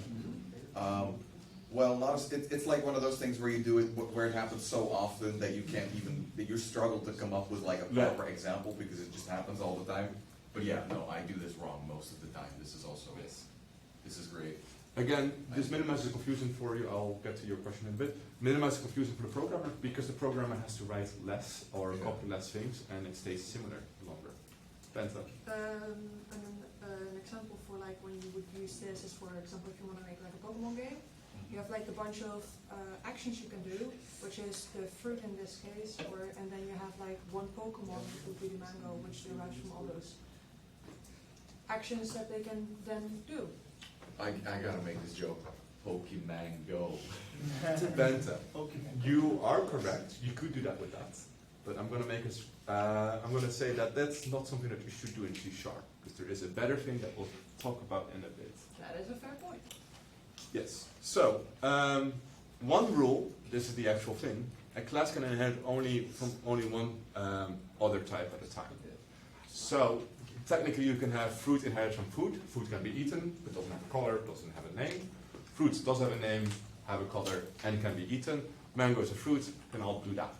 But you can say mango is a fruit and it's explodable, or it's a fruit and it's a entity. That cannot happen. They're not. The program will then go like, but they're two different things. We can't really splice them. It got confusing for the program itself. And also for us, right? Because this is just one linear thing. We solved that with interfaces. Interfaces are contracts that you can implement. This is hardly talked about in tutorials, and I think that's a shame. It's hardly talked about in lessons, which I think is a shame because it's considered an advanced topic. Even though if you get used to it, it's actually really helpful and really basic. You can say, I have an interface iSquashable. And then you say, okay, a iSquashable interface needs to implement a method called squash. Notice how there isn't a declaration or a compound statement there. It just says it exists. That does everything that it implements. I forget the words. I called it inheritance, and my programmer friends absolutely hated me for that because it's implementation. You can add that to this, and it can have infinite amounts. and then it says implement squash, right? And then actually write out squash. Same for peelable. I want you to make the peel concept. You can also have squashable, and you can have stretch as well as something in squashable. So then, squashable also requires a stretch. Classes have no limits on interfaces, so I can say squashable, peelable, explodable, sliceable, any other things that we want to do with our fruit. Eat edible. Throwable. Saute. Saute. Sauteable. Orbitable.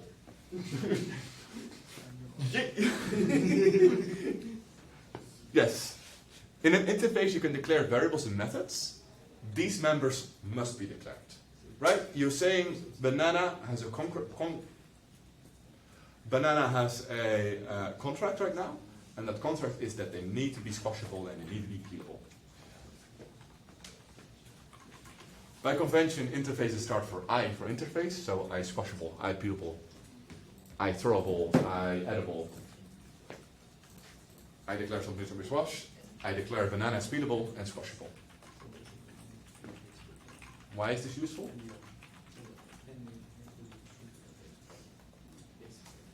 Not all fruit is peelable, right?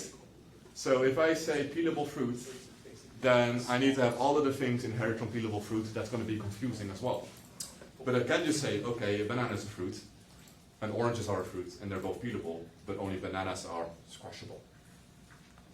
You can really carefully select which fruit does what, or which dog does what, or which objects, like in your games, which barrels are explodable, and which barrels have score in them.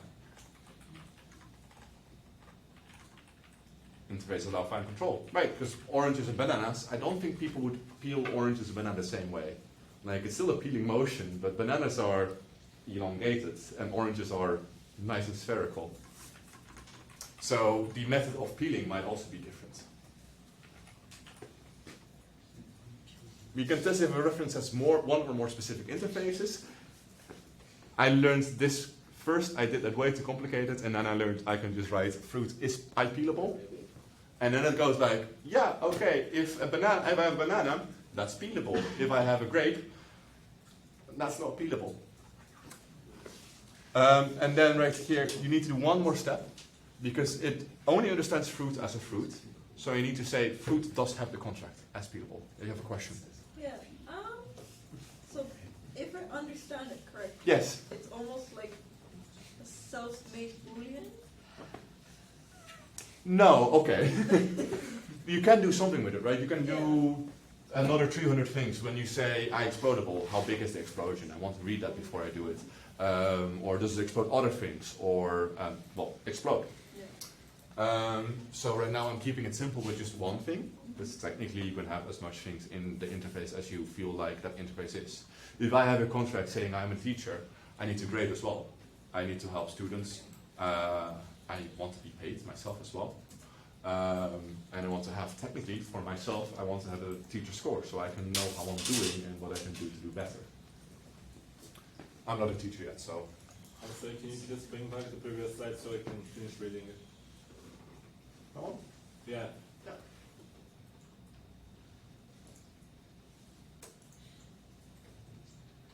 What exactly should you write in a, if you're checking it, and I wanted to ask that because if you're checking if note if there's like I squashable, for instance. Yeah. What exactly are you checking? Because like as I see in I squashable, it just calls the word squash. Yes. So I squashable says squash, right? That's a method that you declare. You don't declare what the method does. You just says if you do it, it's fine. Yeah. A person might be kickable, don't kick kickable.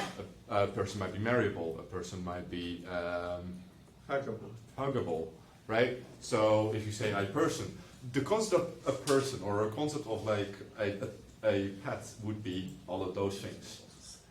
You can put it in a type, but you can also say, but there's more people that are huggable or friendly, which I-friendly would require hugging and dancing and marrying and that kind of stuff. You're, again, making a contract. And whatever that contract is up to you. It's just a help for saying, okay, but there's more things. Not all fruits have, it's not just fruits that can be peelable. Technically, you can peel humans, which is a gross thing to think about. Right? But if you want to, you can make that, and right now you have the same interface for that. Oh, interface for that, I just used the word accidentally. Right, so, and you can just check that. If you have 300 objects, and all of the 300 objects have different things of like, okay, I'm peelable, I'm edible, I'm only edible when I'm peeled. You can just ask, does it have the contract? And right here is like, okay, yes, it has the contract. Interpret the variable as the contract, and then we can actually use it. This is something that we're going to try out in a bit, because otherwise it gets confusing, but trying it out for one time might already help. And then one thing, the question mark right here is another operator that we didn't talk about. And I forgot the name. It's the null coalescing operator. What that does is it literally goes, does this thing exist? Because if it stopped existing, I don't want to touch it. If you've ever had a null reference exception, that you want to check if something exists before using it. Because if I'm trying to grab my best friend Gus right here, but doesn't exist, what have you done to him? They change names and countries. But imaginary friend, right? And the computer will be like, but I can't hug something that's not there. So you want to actually ask, does this exist before doing it? Otherwise, it will still be okay. You will just get green squigglies, and the program will be like, but you can be more specific. Please be more specific. I'm trusting that it is, but like, please be more specific.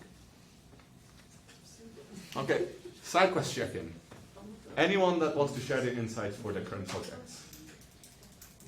Have you had an insight for the current project that you're working on? I mean, not like anything like specifically immediately, because I haven't been working on that project for a while, and it's like, you know, like I don't remember what I coded. However, I can see like a lot of things where it's like, oh, I wish I had used that just generally while coding. I'm sure I could have used that in there as well. All right. Like I already mentioned it during the thingies later. I was like, oh, well, why not just use that thing, or why not just use that?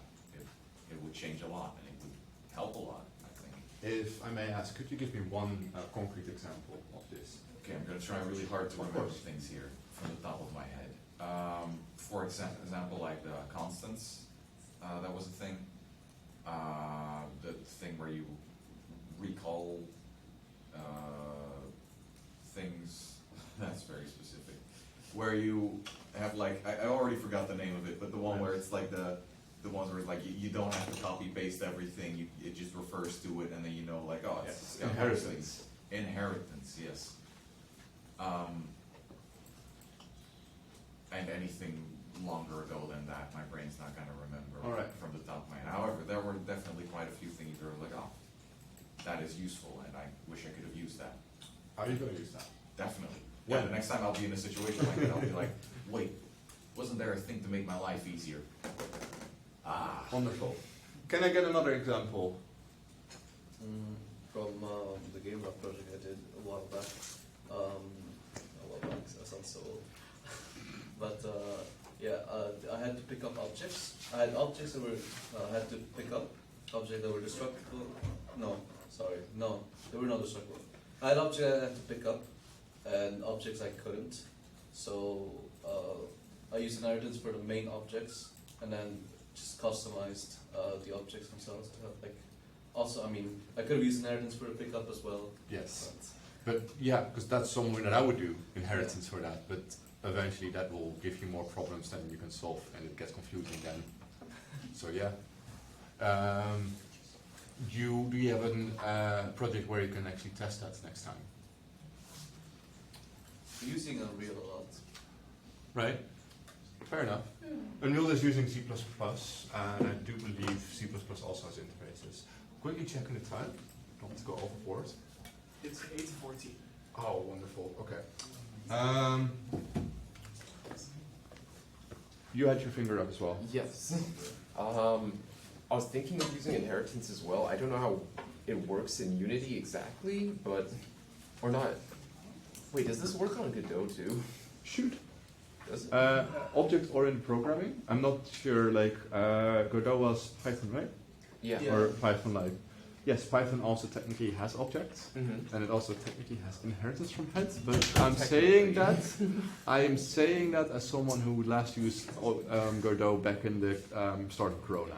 I see. So I want to check this before I actually read myself as well. I thought Godot had their own like coding language now, or am I confusing that with GameMaker?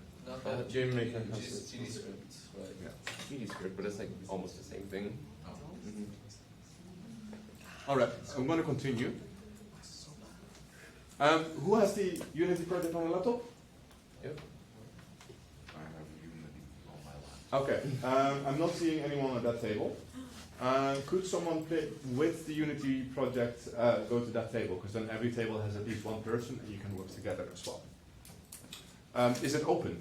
Yes. Wonderful. All right, so I'm going to walk around and help you guys. And there's a little bit of a laundry list. Please choose which one you want to do.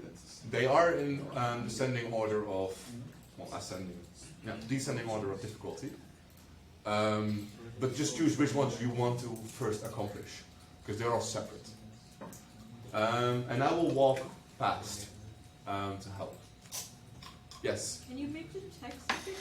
Yes. Assignment 1 is write out the code for a mango. See mango.css. Mango should be edible. 2. Write out the code for an orange. Oranges should be edible and peelable. 3. Fruit can be thrown. Write out a throwable interface and implement it for an existing fruit. 4. Which is extra. Think of another fruit that you want to implement and create it. Like I have mangoes and oranges that I want to have, but anything else you can add as well. And 5, there is another scene called Fruit Rain. The scene that you're working in is going to be Fruit UI. And a scene called Rain. There is a script called Fruit Rain. I want people to declare more fruit sprites. I will help with that as well. Assign them in a Unity editor. B, write the selection statement in the make fruit rain, whatever one you wish.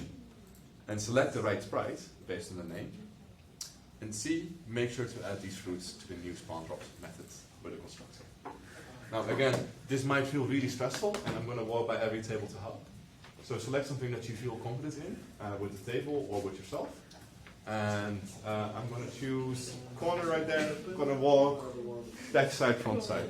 If you have a question, have your hands up, I'll come as well.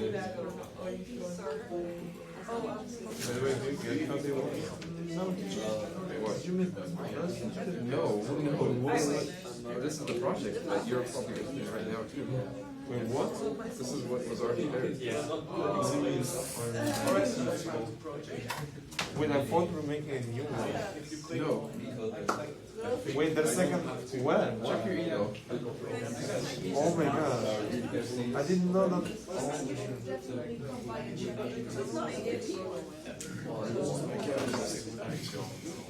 Take it.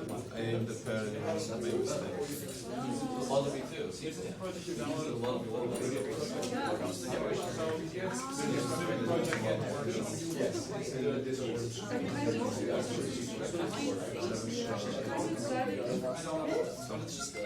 Yeah, I mean, I published it.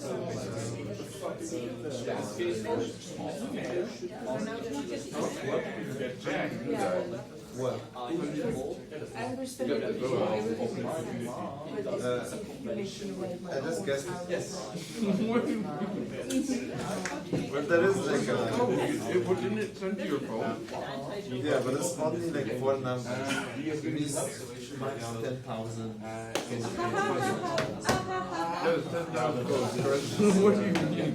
That still gives me at least 0.1 per mile chance of guessing for the first try. There's also increases. I guess that's true.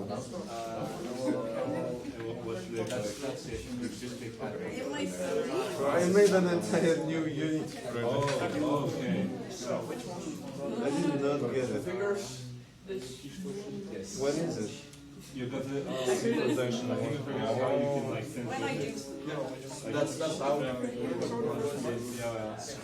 no, we don't need to spend the whole zip, right? No, I don't do that. I do You need to like find the file and put it in a zip and send the whole thing, right? Yeah, you only need a couple of files, which is assets. I'll get back to you on that. But all the time you see my zip, those are the only ones that are files. Because the other ones are personal files.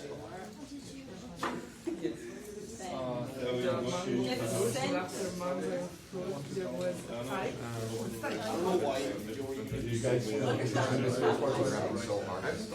I'm launching the project now, so I don't know, maybe it's because of the classes today, like my cognitive was maybe just like full, but that's understandable. But I feel like this is things that I should understand. I still couldn't understand them in a way that Here too? Oh my god. and like oh wait, I think I started I only selected also well, because the examples that you gave, I feel like they could be just why is that interface and not just like a regular full variable? Maybe like the examples like just place these examples in my have an orange, if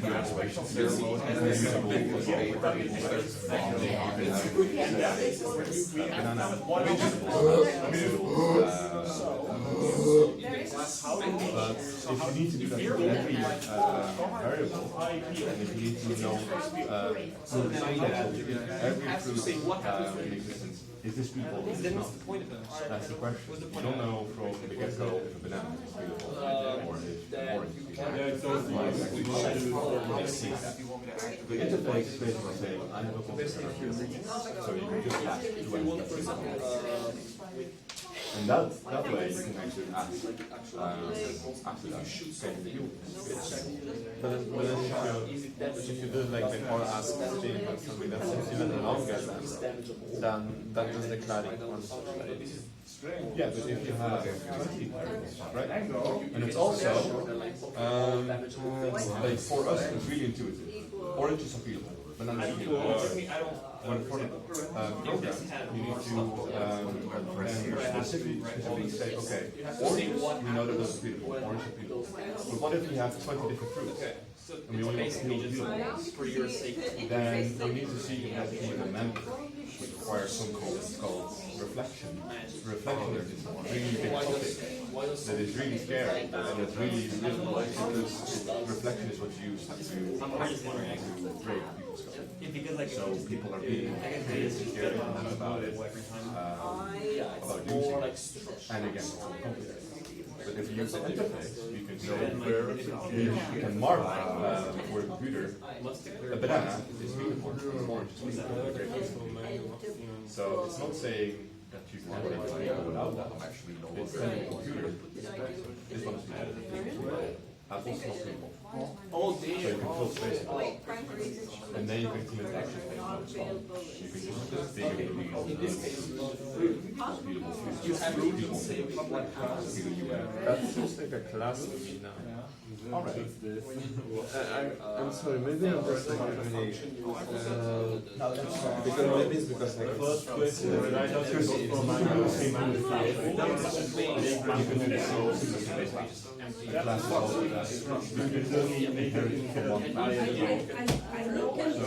one object cannot have like multiple. That's the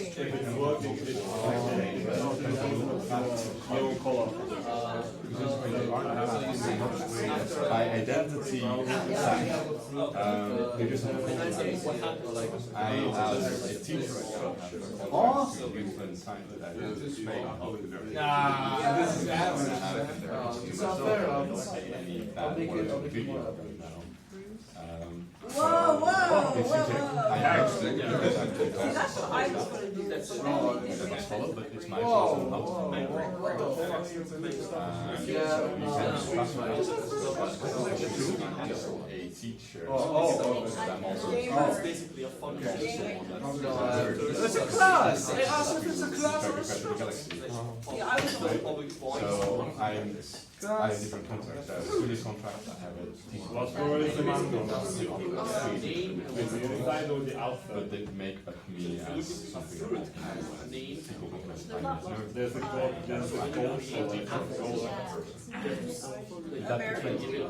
Yes, more or less. I'm closer to like fully understanding.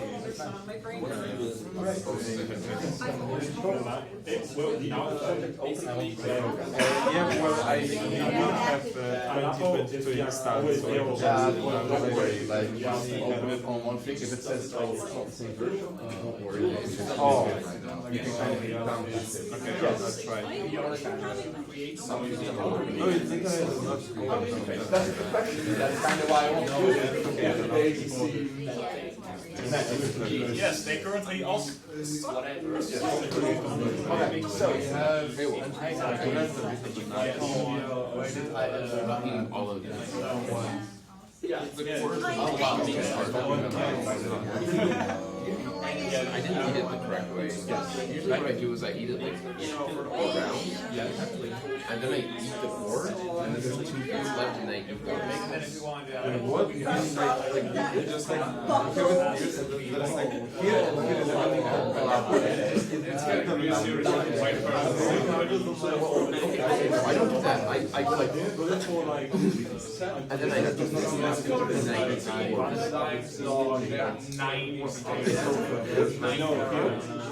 What? Okay, so that's a right? You eat around like this, and then you have an apple that's like this, right? Like a sushi, like that. No, if you eat the whole Oh my god.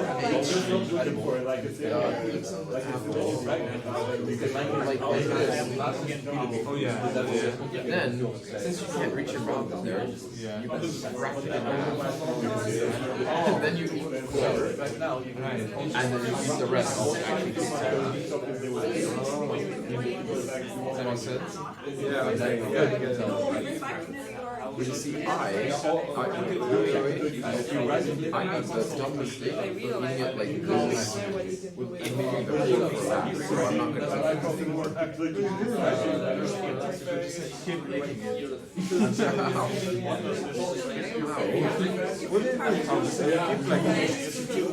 Answer my question. Like a soul, like, and then I'll explain it. for sure. It's not about I actually don't know what it is. Like this. the boy people. No, I'm not talking about the apple. And now if you So, just as an explanation for people which are using the interfaces already, there will be a red squiggly line underneath the interface after you do that. That's not because you're doing it wrong. It's because it wants to help you. The error message does not implement the interface yet, because it's not following contract yet. And if you right-click it and then say implement interface, it will just write the contract start for you.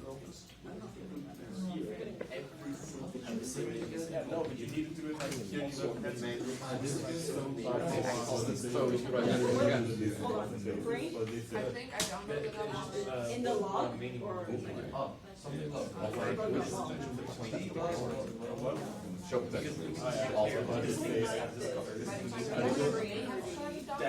In this case,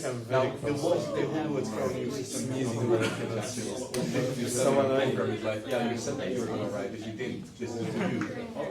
So do it. You can write it up. Well, let me flash How about this is you get?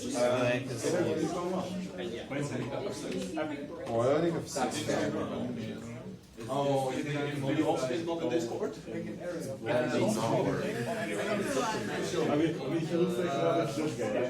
It's fun. Just read out slowly. Or read it. One of them. So interface. Now I feel blind. There's somehow how I turned It's already declared by me. so you can write down the code for Mango. Let's go with Mango. And then this. So it's automatically saying, Mango hey, should it is enable. right here. So So, Because what for you example, mean is like, they're talking about getting like little it's so then with the interface, it also So says now I public have void. to set the. And I'm wondering what does the process of implementing I exception didn't mean? it It means usually it says Color uppercase. something there, and you didn't. Okay. Color uppercase. If you were to in the interface, Color And then it changes to speed because you did that. So what you have to overall color in here, it would do the same thing. Here I don't have to declare the whole thing, then I just need extra. It's like, yeah, it's like reference. Okay, now I get it. I was mistaken because I was like, if you could just. It still says totally different. What are you doing? Mango. You promised to write me.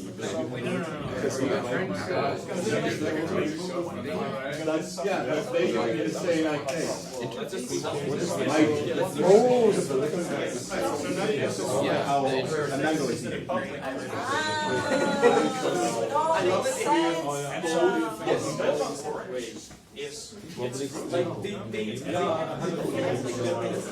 goes on like still have. yes. So that's why it goes from mango.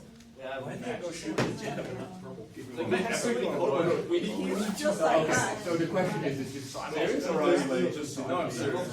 Okay, so mango will be. So you should explain it yourself. So first you make the public class. Fruit. I already made. I don't have anything. Oh. I don't have the You are in the city of right?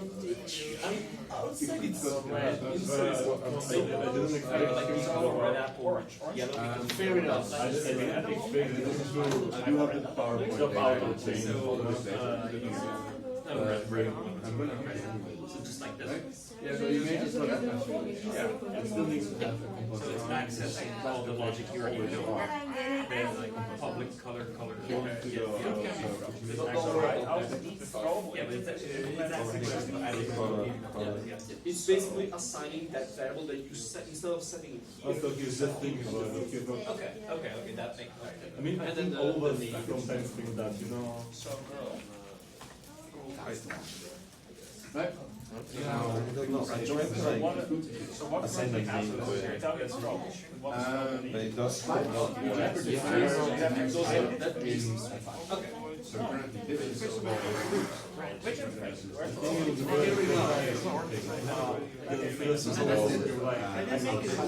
Let's see, I got 4 letters. So the interface. So we can assume that it was something like 4 hours, you know? Invalid. And then you write out. Yeah, right, exactly. Because it says that the orange should be silver. Do you want more with that? But Fruit of name does not exist in different countries. What do we want to The name does not exist in different countries. I would say apples. I'm making that. Fruit is a public class. Why? Orange. If we had a tomato, it's so throwable. Yeah, okay, name equals mango. I still don't. Why you not Like want they seem very useful. Why you not want to this? What do you think? Don't you feel? Like there is obviously name, right? So then I say name.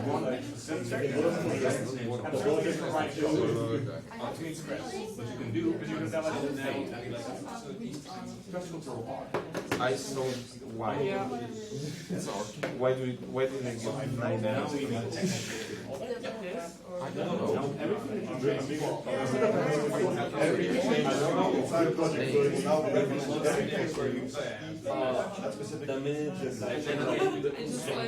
So you don't have to ever doing that again.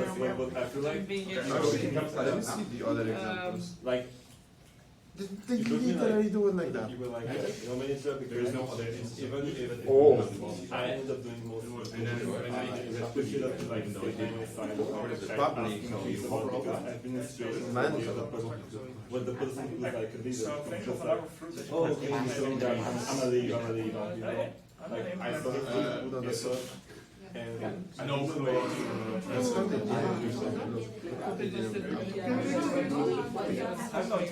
I'm just gonna.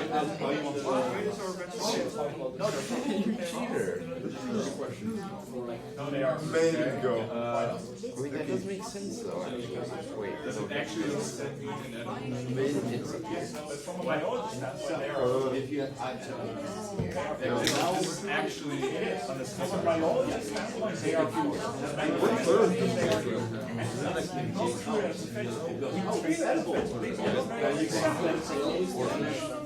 What? No, it's mine was not orange. You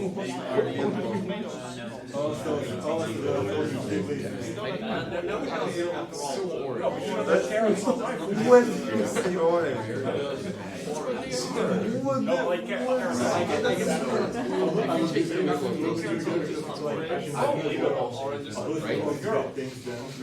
So you have the identity, which is your name.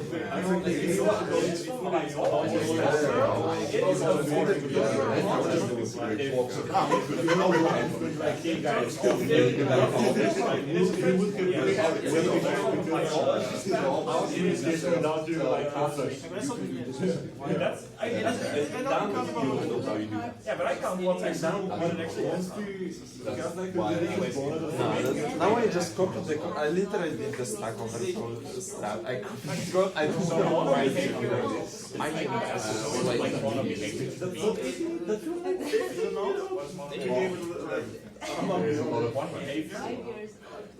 why is there Yeah, If we go into that, you can basically I don't like it. I know that, but I don't it's live. I have to do that sometimes. Maybe you like the Yeah, like that's really I can go but like I think like things with the regular fighting, but I'm gonna be honest, I'm thinking like a big So tomatoes are thrown. That's all I don't go on but please no, we wouldn't go to goals, you know? If it was my thing. And you can throw it. If you open the Apple, you will see like the resolution. Okay, I'm starting to get how I did this. That's weird.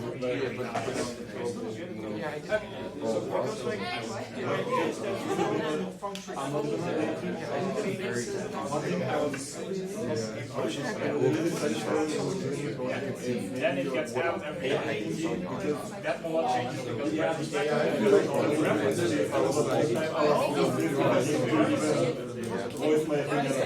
Yeah, we tried to do the first stuff from the list. I saw them just like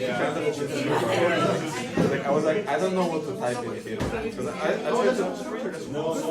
Yeah, because I copied it from the app. But if you want to that was stuck on my post. I just copied it. Because So I can show you what it actually means. well, because let me maybe explain the value. I want like okay, so that's like name equals why do you do this? Name equals mango. But this is a method. Then it does not work. But it's a string. So and it's public. It's public. And it's from fruit. Alright, So why is it already has a method. I don't know how you so name right here. So we don't have to specify this by extending it. So this technically has it doesn't have any assigned name. So and then you use the constructor. You get the constructor. choose one. And, okay, but like, why do I need to put a class instead of class? This is what you can just give us like which is basically if something is happening to trigger you, this is what I think new is what costs. Yeah, and also like if you can never install a logic, If you say new, this is what gets Oh, right? So if you say new anywhere, I already had this thing, like it will do this and it will do so, that doesn't exist. But you can specify that. So now I know the name just was. Yeah, I got lost. Yeah, I just say that this is put the class together. You don't actually say what it does. What it does, you put it down.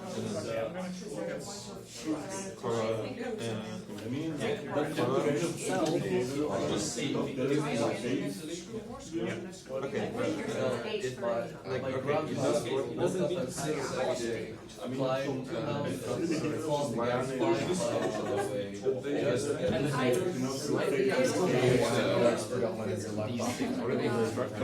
they're called constructors. This is maybe the correct in your this is basically the object. So this means before you really become the very first thing that happens to you is that you name, no, but and you give it maybe some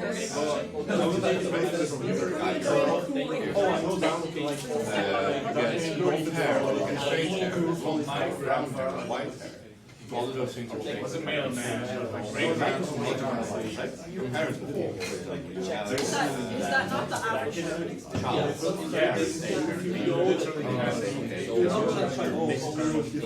all we can say, honestly, we don't care. We don't care. Like circles, or we make that like weird outfits. Totally randomly not. Or you can say specifically to ask.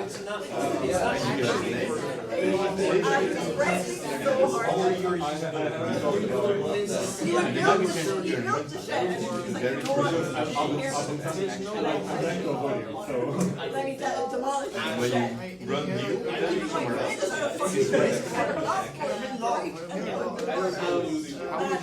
Whatever you get information besides from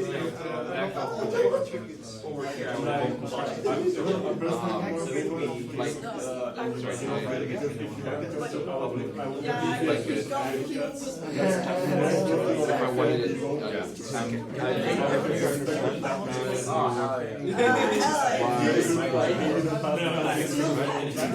And then we want to create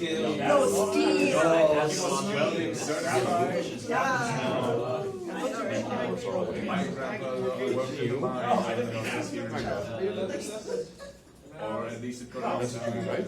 Yeah. He was like, oh no, before me. Oh, you know what else this? So you can no, I mean applicants. Yeah. So he demolished the shed and now that goes, it's like, Demolished the shed and because Doesn't have to be he that needed way. to lay the pipe. you don't need to demolish He needed to get, the shed he had to to like the clear one here way. you specify to it. be fair, why do Lay the pipes, so that it was connected to the water. Name. Yeah. And then we Yeah. specify it. And he's like, oh yeah, now that I have this, I can Right? And then the name for this Apple. I'm going to talk about I think so. Alright. This was right after. Oh my god. Great. You are a Christian. I hate this so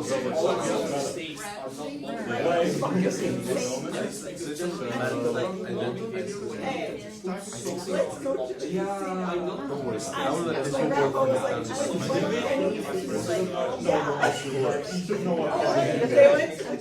Like even if it's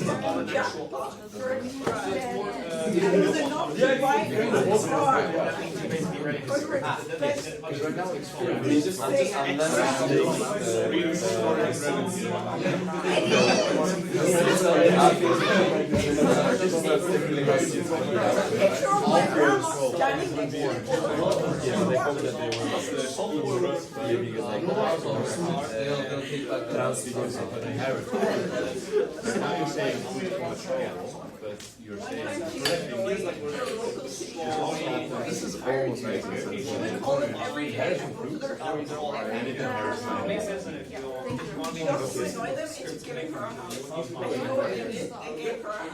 I'm understanding it. There is some Irish equivalent. Bottom text. Like you can, for example, get maybe Spanish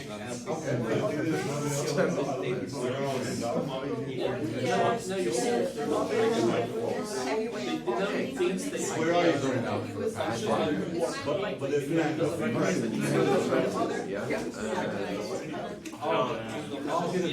that's the reason. I think you will think of like people talking about like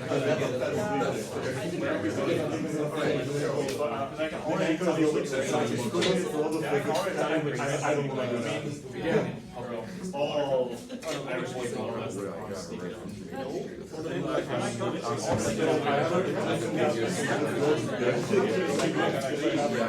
I'm so close to Because to me, like a method, Oh, same. you give it a name. I lost. What do you do? when you have like just go with them. You don't understand. When you bury your body, I was in 3 hours. they bury away you. So you forget where. Oh yeah. Even a black dog, they like. What if you want to write a code? It's literally next to the it's not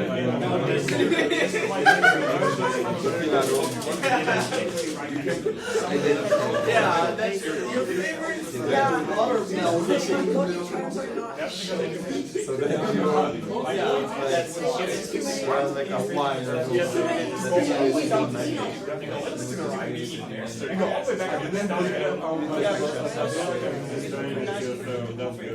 Oh, right? I do see. Oh,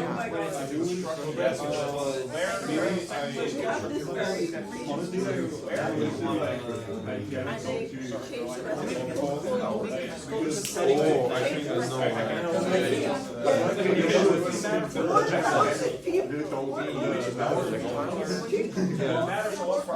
the project has Despite the fact that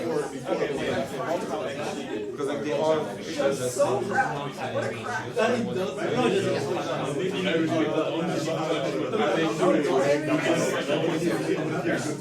that's how you can apply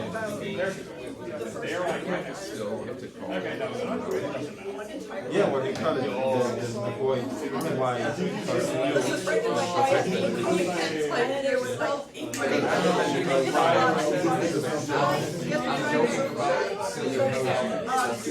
That's different.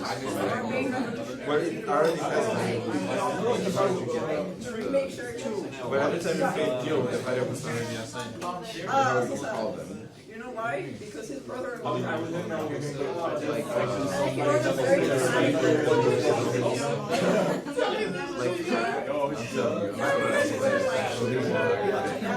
he was like, I would rather die by my own hands, but That's the thing.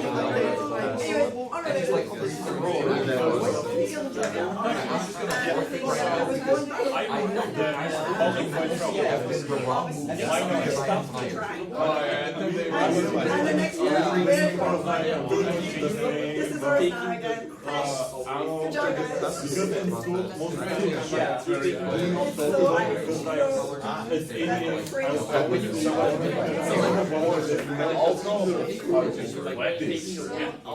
Right? Taking care of it. The only thing is that you're not justified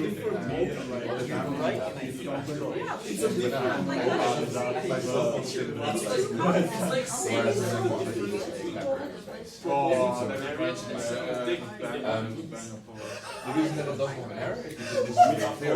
I do like that. It's just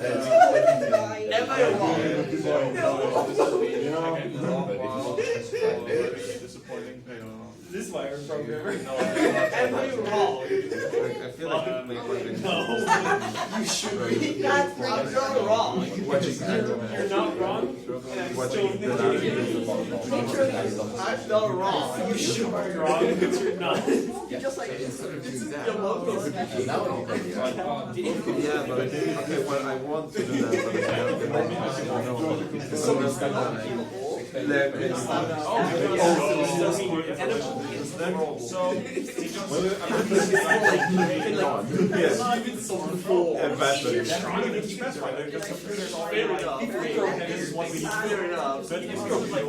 sometimes I get immaculate.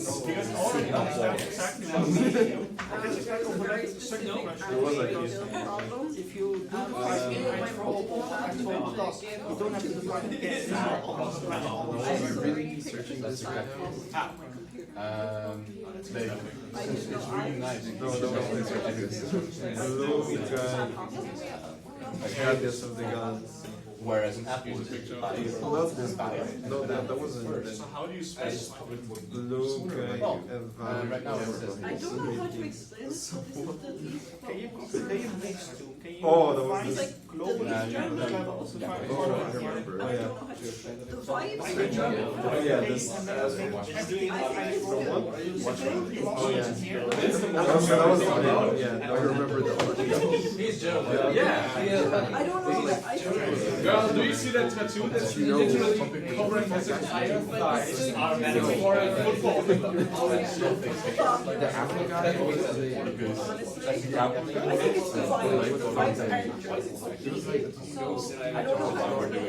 No.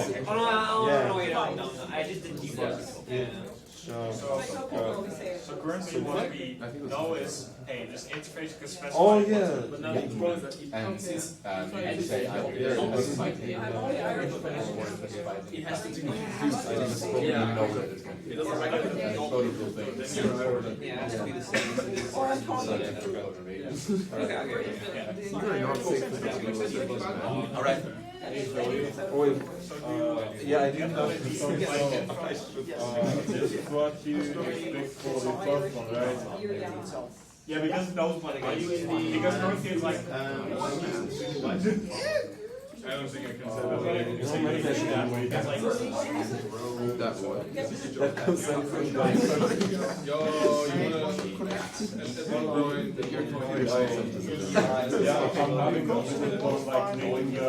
you wanna just singular in my room. Oh wait, only in my room. But in my toilet it went well, so I don't know. This was my setup.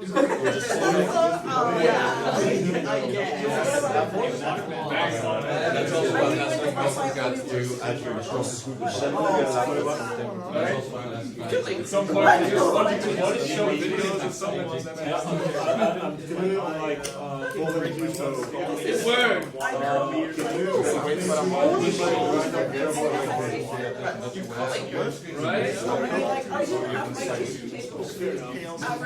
Wait, what's Sega?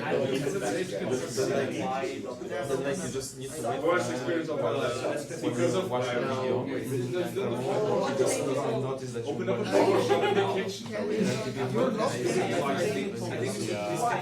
Also, I couldn't do the because they had the worst fucking Irish. Just because if someone says, what is this, I just slap it on the table like, this is what it is. Also, you have visualization of no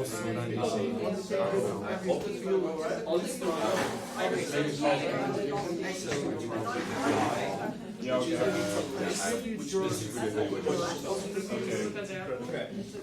So then I would add the and then it would recognize that somewhere else. Yes. Because since all of these I just fixed it as well right there. Is that right of the alright, mine was all of these, also the watermelon, are how do I know what is inheriting from fruit. Alright, I'm gonna stop it right here. This is good evaluation for me because it went a bit slower than I expected it to. Which is surprising to me. Hi, we're starting again, by the way. We're starting again, by the way. Oh, okay. This is good feedback for me because I imagined this would be a bit more quicker to pick up, which it wasn't, and I'm going to take that into my evaluation. I've had a couple of people were past Mango. Is anyone past Mango already? All right. That's the first one. Yeah. The first one. Yes, because did anyone do something else from this as well? And up until and including 4. Up until and including 4. Okay, that's great. That's already like a lot more than I expected. Wherever you got, that's really good. I'm going to take this into evaluation. I'm going to try to do like a bit of a catch-up later on for the practice thing. But in general, good work, because I think everyone at least got to Mango, which is already a huge step from not being able to do any programming. All right, quick thing, because mono behaviors are something that Unity uses. What we just wrote weren't mono behaviors. There were 2 mono behaviors in the scene that I didn't explain, and those would render out the mango and the things that you could do. If you would click play on the fruit UI, you will see what you can do with all of the things, and if you added a edible, you would have seen the edible. I'm going to work on that later on. Mono behaviors are slightly different, because mono behaviors are allowed to be on an actual object in the scene. That is itself another object, but that object also has an object of, for example, transform, which is where am I in the scene. It might have a renderer component, or it might have a rigid body component. That is component and mono behavior. What mono behavior and components do is practically it allows something to be sitting on a game object, specific thing in Unity, and it gives a life cycle. So you can use the function start, update, fixed update, awake, on destroy, all of that. If you've ever used that in Unity, that's because of the mono behavior. And the fact that you can put it on another thing is component. And then your script inherits from that, if you've ever noticed that. You have your script, column, mono behavior, because it needs to have these 2 existing. Which is also why interfaces are so handy for Unity, because all of a sudden you can have all of these new things that the component can do and inherit from. Yes? If you were to, in your script with mono behavior, just say like papaya or something, and you had that like in one of the things we wrote, then you would have all the things. Yeah, if you use interfaces, then you would have all the things. You can have a mono behavior fruit, inherit from fruit, and then a mono behavior would be also, fruit would also be a mono behavior, but you don't have to. That's my point. You can use Unity and mono behavior, like normal. You can use mono behaviors and flat classes the same, and it might even be better if you focus on classes. We're going to talk about that later during the next workshop as well. And I'm going to put extra time into actually looking at the interface in that. Yeah, and you can get messages like on collision enter. You can say send this or receive this. Yes, that's important. That's also why I'm stating this, is for components specifically, anything that inherits from this, the new keyword isn't enough. You actually need to say add component. There's a lot of reasons for that, and that's mostly because Unity is a program that manages your game. It gets confused otherwise. All right, that's the basic. I chose to extend the practice a bit longer because it took a bit longer as well. We are at 9. My question is, first of all, do we want to continue a bit later? And I'm going to say that's 20 minutes. No, that's fair. That's why I'm asking. Like right now, this is my evaluation for myself as well. I'm going to try to improve next time in terms of how much we're going to do during a thing. You can also include it in the next workshop. Yeah, and it will be on video still today, right? Oh yeah, that's going to be so nice. Yes. No one opted out up to this point, so I can just put it on the CMGT Discord server so people can also see and we can repeat the lessons that we've learned today. My question is just, who wants to go at 9? I mean, a little past 9. Yeah, like a couple of minutes past 9. We are 2 minutes before 9 right now, so. Yeah, I think like 20 minutes is too much. Yeah. Bus. So, everyone who is going to leave after 9. He's fine with staying after 9. Yeah. I was kind of like confused. Who wants to go after 9? Hands up? Around That's fair. a little later. Right? Tired. Are the rest of the people okay with then stopping it right here for now, having a small little break, having the people that want to go leave for now, and then we're going to do the power tools, which you can then watch back. Because the power tools are and making sure that you actually speed through these things just a bit faster. All right. Yeah, break. Kinda. 3-minute break for the people that want to go, and then it will be online. And yeah, I'll do a follow-up as well. Thanks everyone that's leaving for now for being here.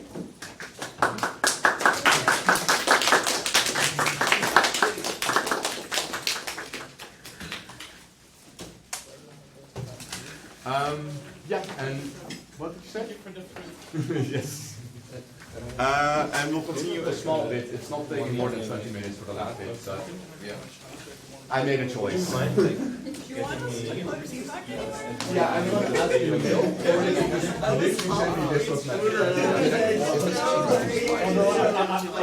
Alright, thanks everyone for visiting. Very cute workshop. I enjoyed it. I'm noticing, if you're fine with me helping with this, I'm noticing that the spelling and the punctuation is still I just know nobody gets it. Not right now. Yeah. To be quite honest, credit feedback, that was already too advanced for me. Okay. Like incredibly programming and that. No, that's fine. That's good feedback for me already. We would maybe plan a session with that was indeed a bit more advanced. I'm not going to go every technical way because I do have more slightly. I understood the basics, but like it's hard for me to replicate. Like, but are you okay with having a I think I need to work on the prototype, so a bit of help with that would actually. Because then we just have a 5 or 10 minutes sit down. We're going to go over the days, the real days again, and then we're actually going to implement it. Yes. Thank you. Have a great evening. Very nice. You too. When's the next actual workshop? I need to plan this.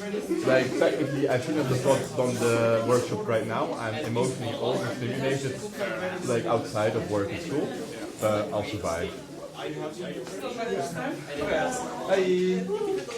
Yes. Anyone that wants to take some fruit with home, take some fruit with home. So the lesson was really useful. I now understand what interfaces are. Hold on. At the beginning, I was like, "What do you mean?" All the interfaces. But not like, "Oh yeah, I get it."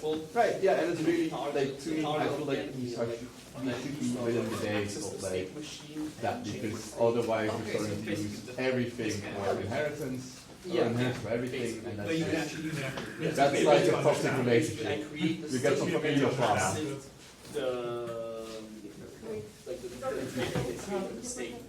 It's like if you were to go like. Yes. Right. Would like to say hi and bye to Samuel Pesto again? Yeah, the new shit. Little shits. Is it not game object? All right. Thank you. You going as well? Yep. All right. Waiting until the jackets are claimed again. I see Hugo's jacket right here. I think someone is sitting right here. I mean, we want to do this? Yeah. Zoe says stand up. Do we know Simon Says is a game? No, I just We all understand Zoe Says, or Simon Says as a game, right? Yeah. Alright. Zoe says, hands up in the air. Oh, hands. Hands. A hand. Yes. Just close your eyes. Zoe says T-pose. Zoe says jumping jack. This is exercise. I don't like this. I kind of want to discount all of you because I did not say jumping jacks. Right. Okay, everyone up again? Alright, I'm going to be very specific with the answers. Fair enough. Zoe says turn around. Other way. Everyone that did that needs to sit down because I did not say Zoe says I'm other already way. sitting down though. Oh. Yeah. I'm already sitting I down. think we have a winner. I didn't hear that. All I right. was already sitting down though. Yes. To be honest, like with the entire group, much more energy. Yeah. I'm just gonna skip this for now, but it's a bit of exercise, and also again miscommunication for everyone, right? And it's how programming goes. Sometimes you'll misunderstand something. Again, it's fine. Bit of late that night energy, but I'm also getting tired. All right, power tools. You can sit down again. Just say Zoe still. Yeah. Zoe says you can sit down again. Zoe says the game has ended. Silvio, actually, Zoe says, Silvio, please sit somewhere where you can see the screen. I was thinking about it. Yes. All right. These aren't always explained in tutorial classes, whether that's because they expect you to implicitly understand these, or because people just genuinely skip these when they're learning it themselves, which is a shame because they do actually be meaning things. First of all, modifiers. Anyone know what a modifier is? Modifiers change the declaration. Access modifiers is something that you are almost immediately introduced to, because you've already seen and already had questions about public. Public is a modifier. By default, every declaration that is within a type is private, and every declaration that is a type is public, because the entire program might want to know about that. I say by default, but if you're using something else than Unity, it might be internal. We'll talk about it in a bit. Well, right now. Private says only within this object or within this type. Public says everywhere on the computer. Everywhere on the computer. So that means that I make a mod, I can just make another program say like, oh, I want to touch these objects of your code. Again, that sounds like a security risk, but even if you do this like securely, there is things that people can just do. It's called reflection. We're going to talk about it slightly in workshop 2. But public just literally says everyone on computer can change. If you have a virus on your computer, those can also change these values. So please don't do that out of protection shake, unless you know that your computer doesn't have viruses and you're just testing out things. So like everywhere that is not private, basically anything that's public in your computer, you get access. Public is just like the entire building, right? The Yeah. entire building is the program. It is the entire building. Private is only I can change how I feel about the fact that I just spent more time doing the practice, and I lost a bit of valuable time for the thing there. I myself can only change that, and I'm honestly feeling happy because that helps people get through to interface in the classes. And inheritance. All right, protected says only within objects or objects that are derived from that. So in a inheritance class, name could be protected. I don't want the Hanze to say like, no, you're not called Zoe anymore. You're now called Joe. That is something that Hanze was. You're now called Joey, and that's a fine name. I find it a wonderful name, but like it's, or you're now called Tim, or you're now called Lorenzo or Silvio. Like again, that's not something that the Hanze can do. That's only something that I can request with the Hanze, and then Hanze respects that because Hanze is actually pretty nice with that. Yeah. They're trying their best these days. And internal says only with assembly. I'm completely fine with the nickname. What you guys want to call me? Oh. Yes, you have a question. So internal is like, for example, this thing that we see in for loop. Internal. Brackets, so it's like it only exists there. And Yes. disappears. Assembly is this complicated word. I hope that I actually specified. No, I did not. Oh, I mean, Right. internal is not very used, right? Internal is not much used for game development. Yeah. It's used for when you're making a program. And assembly, if you've ever had .dll on in your games, for mods, that kind of stuff, that's called an assembly. A .exe is also an assembly. So that's the program or something that is smaller than the program. Public, again, the entire computer. Internal is just a small part of a program that contributes to another small part of a program. Yeah? No. Okay. So only if you're making an engine or something, you would. Right. Which is why if you're actually writing pure C#, then it will automatically put things internally, and when you're using Unity, then it will go like, oh no, call a public class because we don't need to actually worry about. There is a internal in the example. Oh, I do. Yeah, yeah. Public is outside. This is all the things, right? Everything that has access to the program has access to the things within the program if it's public. And the program is public because it actually needs to see that. Like, it's not on a server, but it's on the computer. Then internal is the program that we're writing. Then we have fruit and apple fruit. Everything that isn't fruit, Apple can also see. That's protected. And then you have secrets, which is private.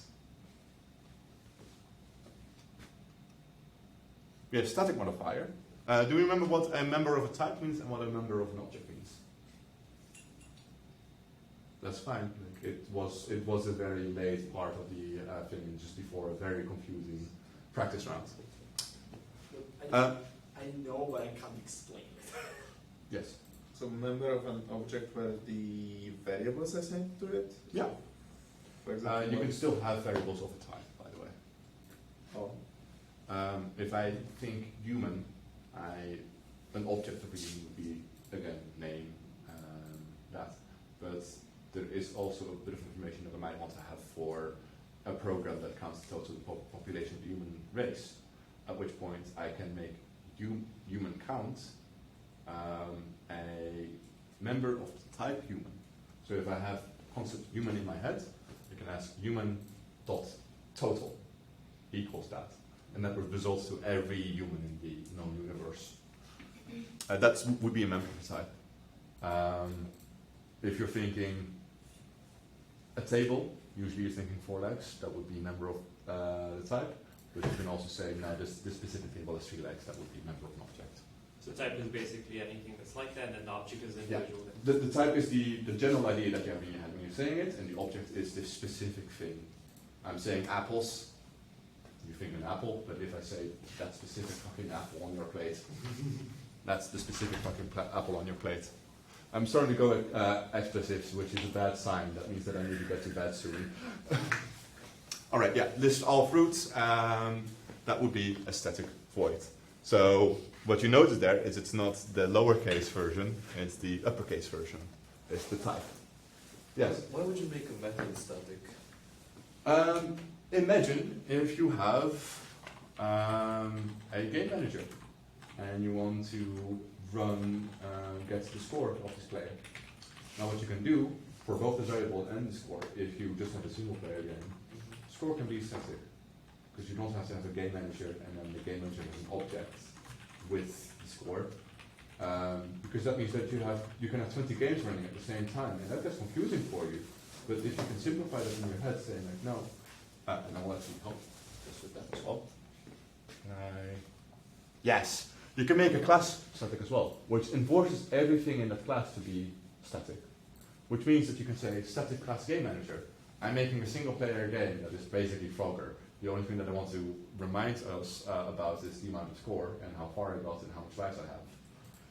All of that can be static because all of that just has one access point, which means that because this is public static, public static, public static, I just press fruityencyclopedia.pest, and that would refer to that. And I don't actually have to have a reference to it. I already have the reference to it because it's the type. You don't have to actually create a game manager object. You already have an object if it's static. It's everything. If I say human experience would also be, the total human experience can kind of be a static thing. It gets confusing then because we're going philosophy, but you know, it's something that is just a singular entity. And that we don't have to worry about there being objects of different thoughts. Actually, sorry. Yeah. I'm really interested in that because you don't need a game manager to do this? A game engine is not. No, you don't need to make a game manager. Right? Like if you have an object in your scene called game manager, that would be with a game manager script. That's fine, kinda, but that means that you need to also do get component game manager, and you need to actually keep track of where that's saved. When you strip the mono behavior from that, and you add static class, you immediately say everything of that static class must be static, which means that you just have to write anywhere in code, you can just say, I want that. And you can play around with this, right? You can also have, give me one moment, my brain is failing me. You have Fruity Encyclopedia. This doesn't have to be static. This can still be a model behavior, but I can make, and this is called the singleton pattern, you can make a static Fruity Encyclopedia reference to the one thing that exists. If it does need to be a model behavior because it needs to have a life cycle, it needs to start, it needs to end, it needs to update, then you go with the singleton route, where it's an object in the world, but it's an object where we only have one of. And if there's any other objects that want to be created, you just say no. No. Or you say, sure, replace me, I don't want to do this anymore. Really depends on your code structure and what you want the code to do. Again, like, I don't know your actual programs itself, I don't know what your projects are, but this is one of the things that you can do to actually change it. And static basically just says, this is part of the concept. So if you have the type, then you can actually access it already. Oh, right. One of the things here. Is that fair? Fruity Encyclopedia at best is new fruit melon. If I can do that from anywhere, is that fair?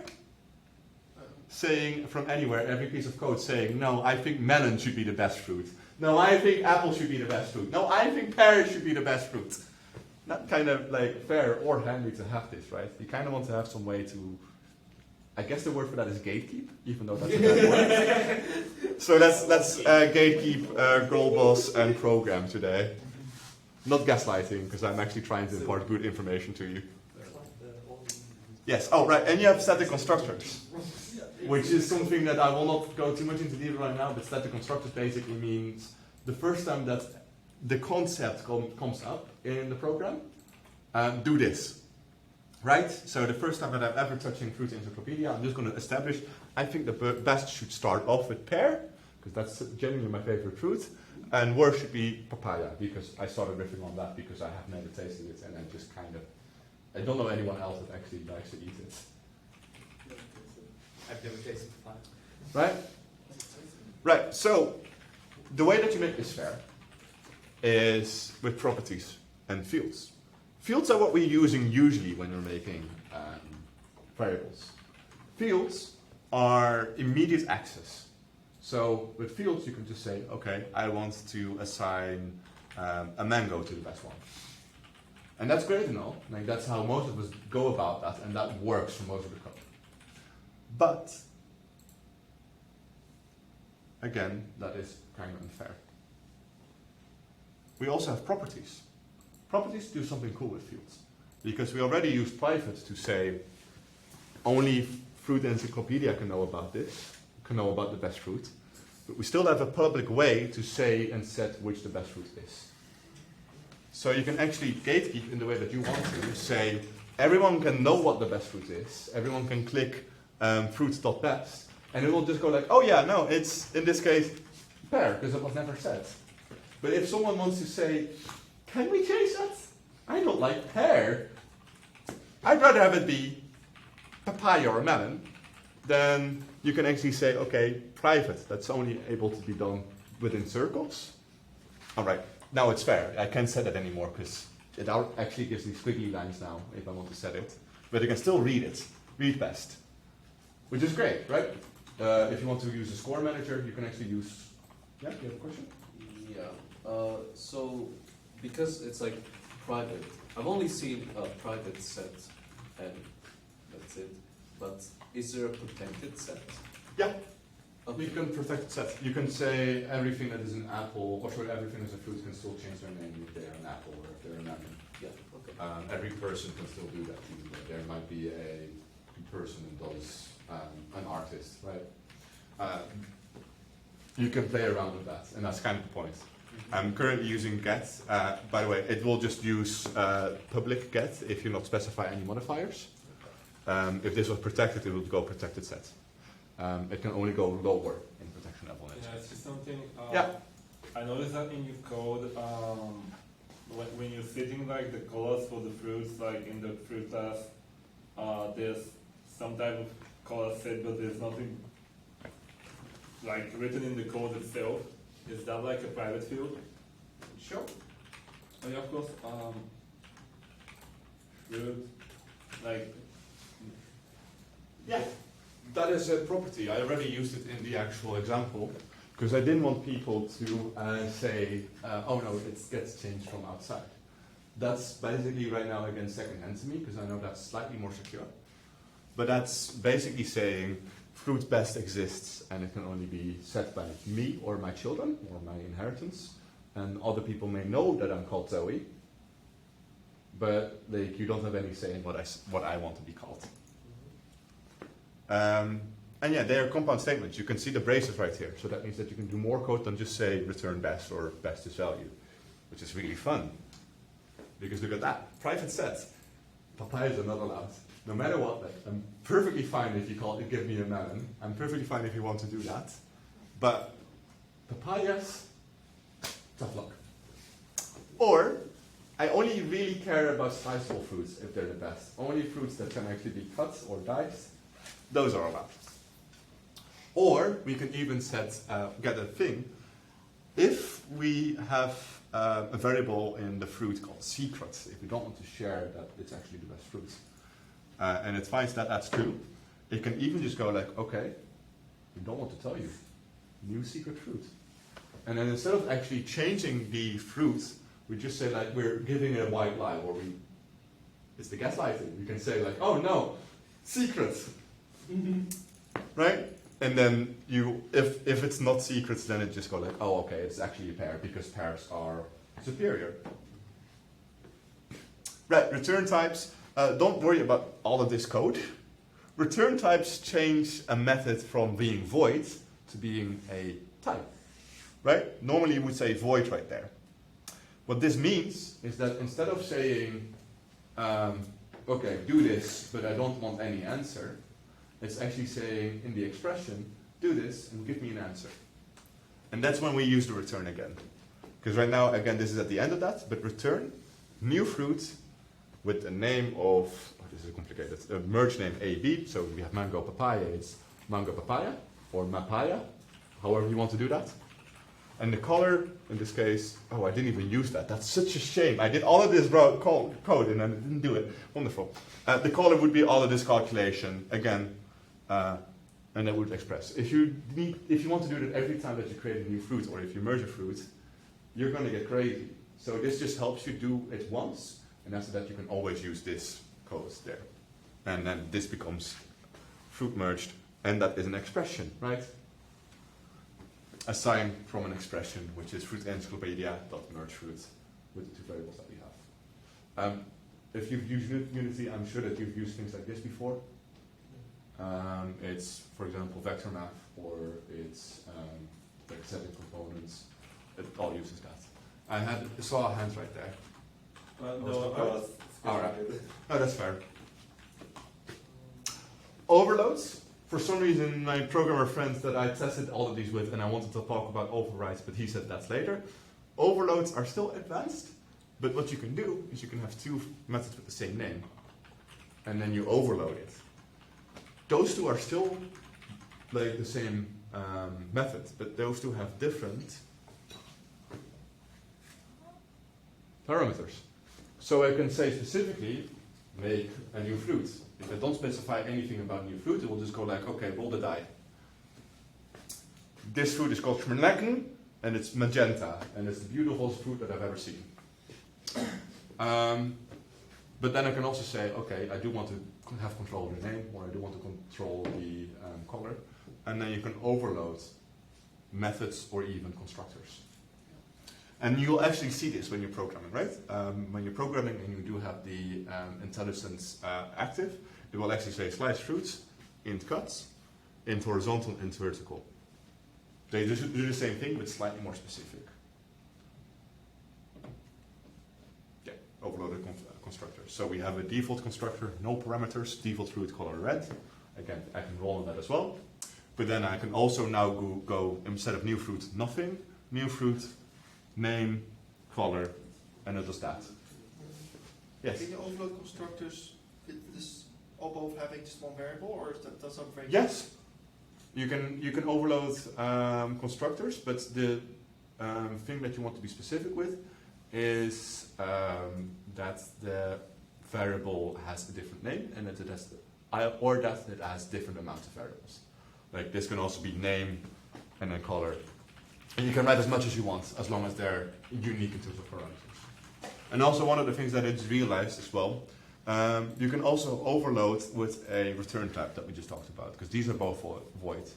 But they can also have exactly these, but return in an int. So that I actually get a value after that. How much slice do we now have? Right. Enums. Enums are wonderful.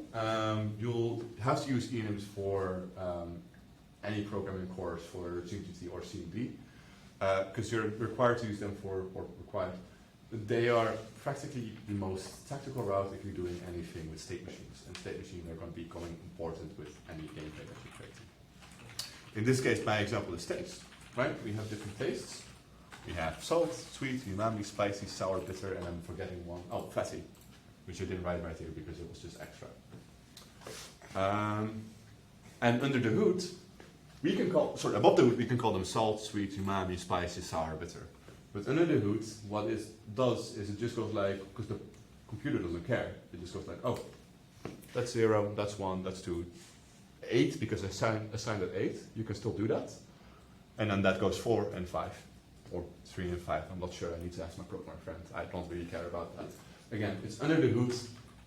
It's nice that you can change that, because you can now say, okay, state 8 would be spicy. Yes? What would be the use of this if you were to not literally declare the words, but instead substitute it for other functions? If you want to substitute for other functions, like do you have examples? Like I guess in this case you're assigning a variable to every type of taste. Yeah.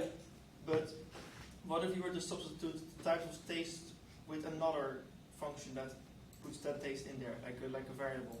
Right. Right now it's integers, right? That's what you mean. Right now it's 0, 1, 2, 3. Yeah. You can actually inherit, or say like is that you can cast it. Casting is another thing. I'll explain that later. Well, during one of the other workshops, you can actually say string as well. Taste is a string, but then it does require you to actually set everything. So under the hood, a string would be that a string, and this is already a string technically, right? But you can see it say taste is exactly this amount of sulfur monoxide. I don't know the actual things, I'm not a scientist. Yes. And the cool thing that I learned during this workshop, during the preparation of this workshop, yes, we can turn them into flags. Right? Into what? Into flags. I'll explain it. Currently, this is just one state. A taste can only be salt, can only be umami, sour, bitter. So for fruit, if we want to program it for fruit, we have to think about what's the most core experience for an apple or for a banana. And that's kind of annoying because you don't have always that kind of clear-cut takes. But what you can do is you can turn it into flags by giving it this. It's an attribute. It uses brackets. It's the only other reason that you might use brackets. And then what happens right there, you see the values jump from 1, 2, then 4, then 8, then 16. Because it will now say, okay, the combination between salt and sweet is going to be 3. The combination between sweet and umami is going to be 5. And it's going to fill all of those in for you. Which means that we can now say taste is salt, spicy, and umami. Because it's impossible to add things up and not know where they came from. Exactly. And so that taste would be something like yes. So that would be 6. Yeah. And then calculation. So, and you need to now assign these, or at least I'm assigning these for explicit reference, but it can figure it out kinda. What will happen though is if you use the wrong number, if I had used spicy 3 right here, then this gets confused because it thinks that spicy is now this. And I can also, and this is really cool, I haven't shown it right here, I can say Indian cuisine, which to me Indian cuisine means, and I love how Max, our Indian cuisine master, comes in a bit, is umami, spicy, and salty. At least that's my experience with Indian food. Hi. I would say wouldn't umami and spicy just have the same result because salt is 0 anyway? Yeah, I'm curious about that as well. Could we repeat the question? I mean, if you remove salt from this equation, isn't it the same combination even though there is no salt because salt is equal to 0 in this instance? Right, so in this case, 0 does not mean 0 for us. 0 for this program is just an identity that it takes. So you're just going like with the exact code, not an equation. Yeah, I could give all of us a code. I can give you 0, 1, 2, 3, 4, 5, 6, 7, 8. Kind of inhuman, we're not going to do that. And you can do that in code too. A lot of people have used that before. But right now with normal enums, we can actually give it a name. So if I know that for the program all of us are going to be workers on this project, I can actually give us all the proper names to refer to that. And in this case, yeah? I still don't get it. So say I have the number 15, that will be a combination of sour, spice, umami, and sweet, because together it adds to 15. Yeah. But how would be the difference between 15 with salt and 15 without salt? Maths for someone that is late and dyscalculia. The program will figure that out, right? Like it will try to combine these numbers, and these are not numbers in terms of that. No. They are bit values. It's more like identity numbers than like actual numbers. This is like counting a binary for the computer, and those binary values become 16. I think I can show this visually, actually. One moment, I'm going to try to show this visually. And we're almost there as well. So, calculator is the program that I'm opening up for this specific thing. Because we have, that's confusing. We have, can I actually press fix here? I can! Hey, yo, that's great. All right. Bitwise? No. Bit shift? No. There, that's the one. Right, we have 0, 0, 0, 0, 0, 0, 0, 0, 0, 0, 0. That's binary. If we do this, that's a 1. This would be salt, right? Mm-hmm. This would be whatever came after salt. I think sweet. That would be salt and that. But this would be, right? So it evaluates to a value for the computer, but practically what you're doing is you're just playing with these things. You have all of these keys that can be locked to one value, and that's the number that you can actually wait. Negative as well. It also counts negative, yeah. It does all of this, right? And you have such a great amount of numbers and the values that you can have, but all of them can be flags. Oh, so it's digital logic, but you are assigning it to, like, let's say, spice flavors. Yeah. Okay. For now, I'm talking about taste because that's actually like you have more than one taste experience. Something can be salt and sweet, but you can also have this about a file that might be corrupt.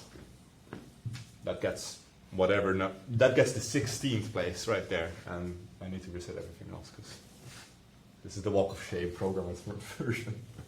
Oh no, where's the other one? There. Another one? No, I think this is the last one. Yes, that's the last one.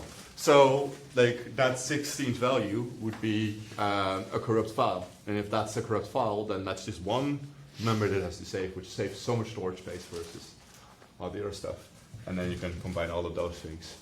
It's really nice to have, and there is a lot of gameplay values that I have thought about, but I just want to share this because this was something that I learned while working on the presentation.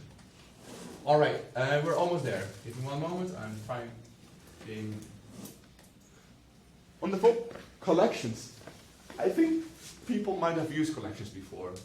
You were taught dictionary. You were taught dictionary. Yes. Okay, that's wonderful. That's my favorite. I'll make a pun about a moment.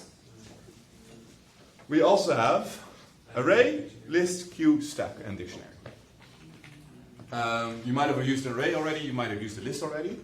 All of collections are practically what they say. They're collecting a certain value, and you can have 20 million of them, and they're all in the same variable.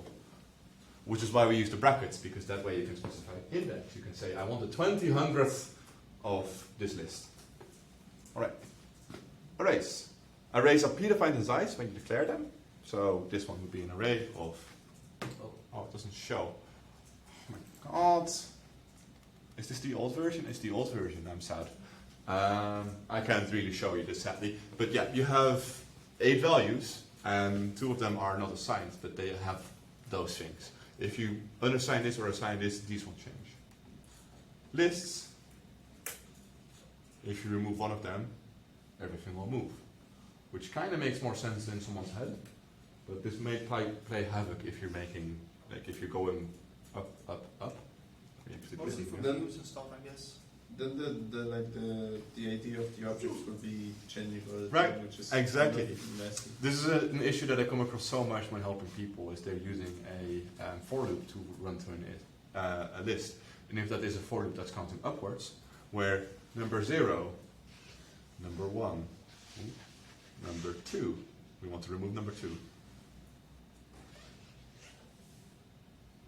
number 3, and we never ever touch number 3 actually, we never touch number 4. The program will notice this. The program will like, please don't touch me when I'm working.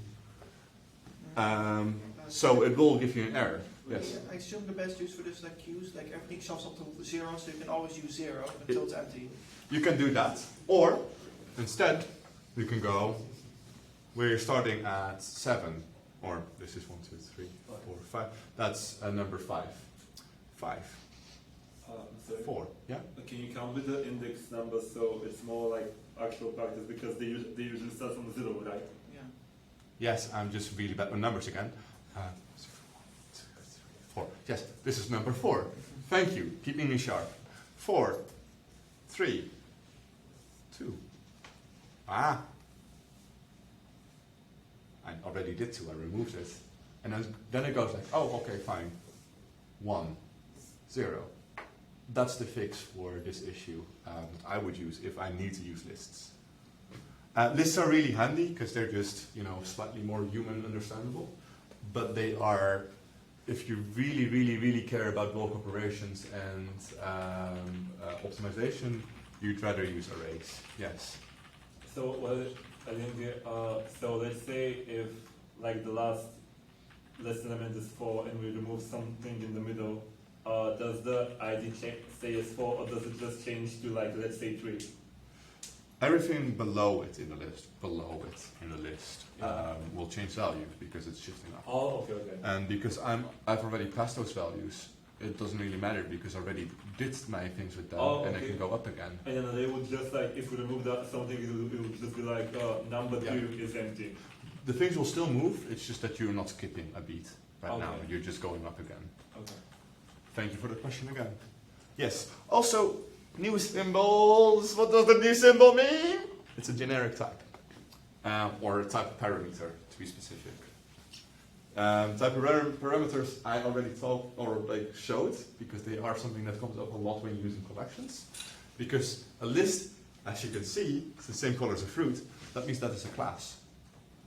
And it's basically saying, I'm a list, but I'm a list of a type, of a different type. And that's why you have type parameters. You specify, okay, this is something that I need to have a type with. So you have public list, and then the arrow things say fruit. You have Q, fruit, and right here you have a dictionary. Dictionaries are a little wonky. They have 2. You have a key, and you have a value. Again, a key can be anything, and the value can be anything. If I wanted to, I can have a vector 2 as my key. Which is great for tall-based games, because that means that you don't have to save anything listing, you don't have to translate, you just have tall. A4 has a castle. It's nice. I'm addicted to a dictionary.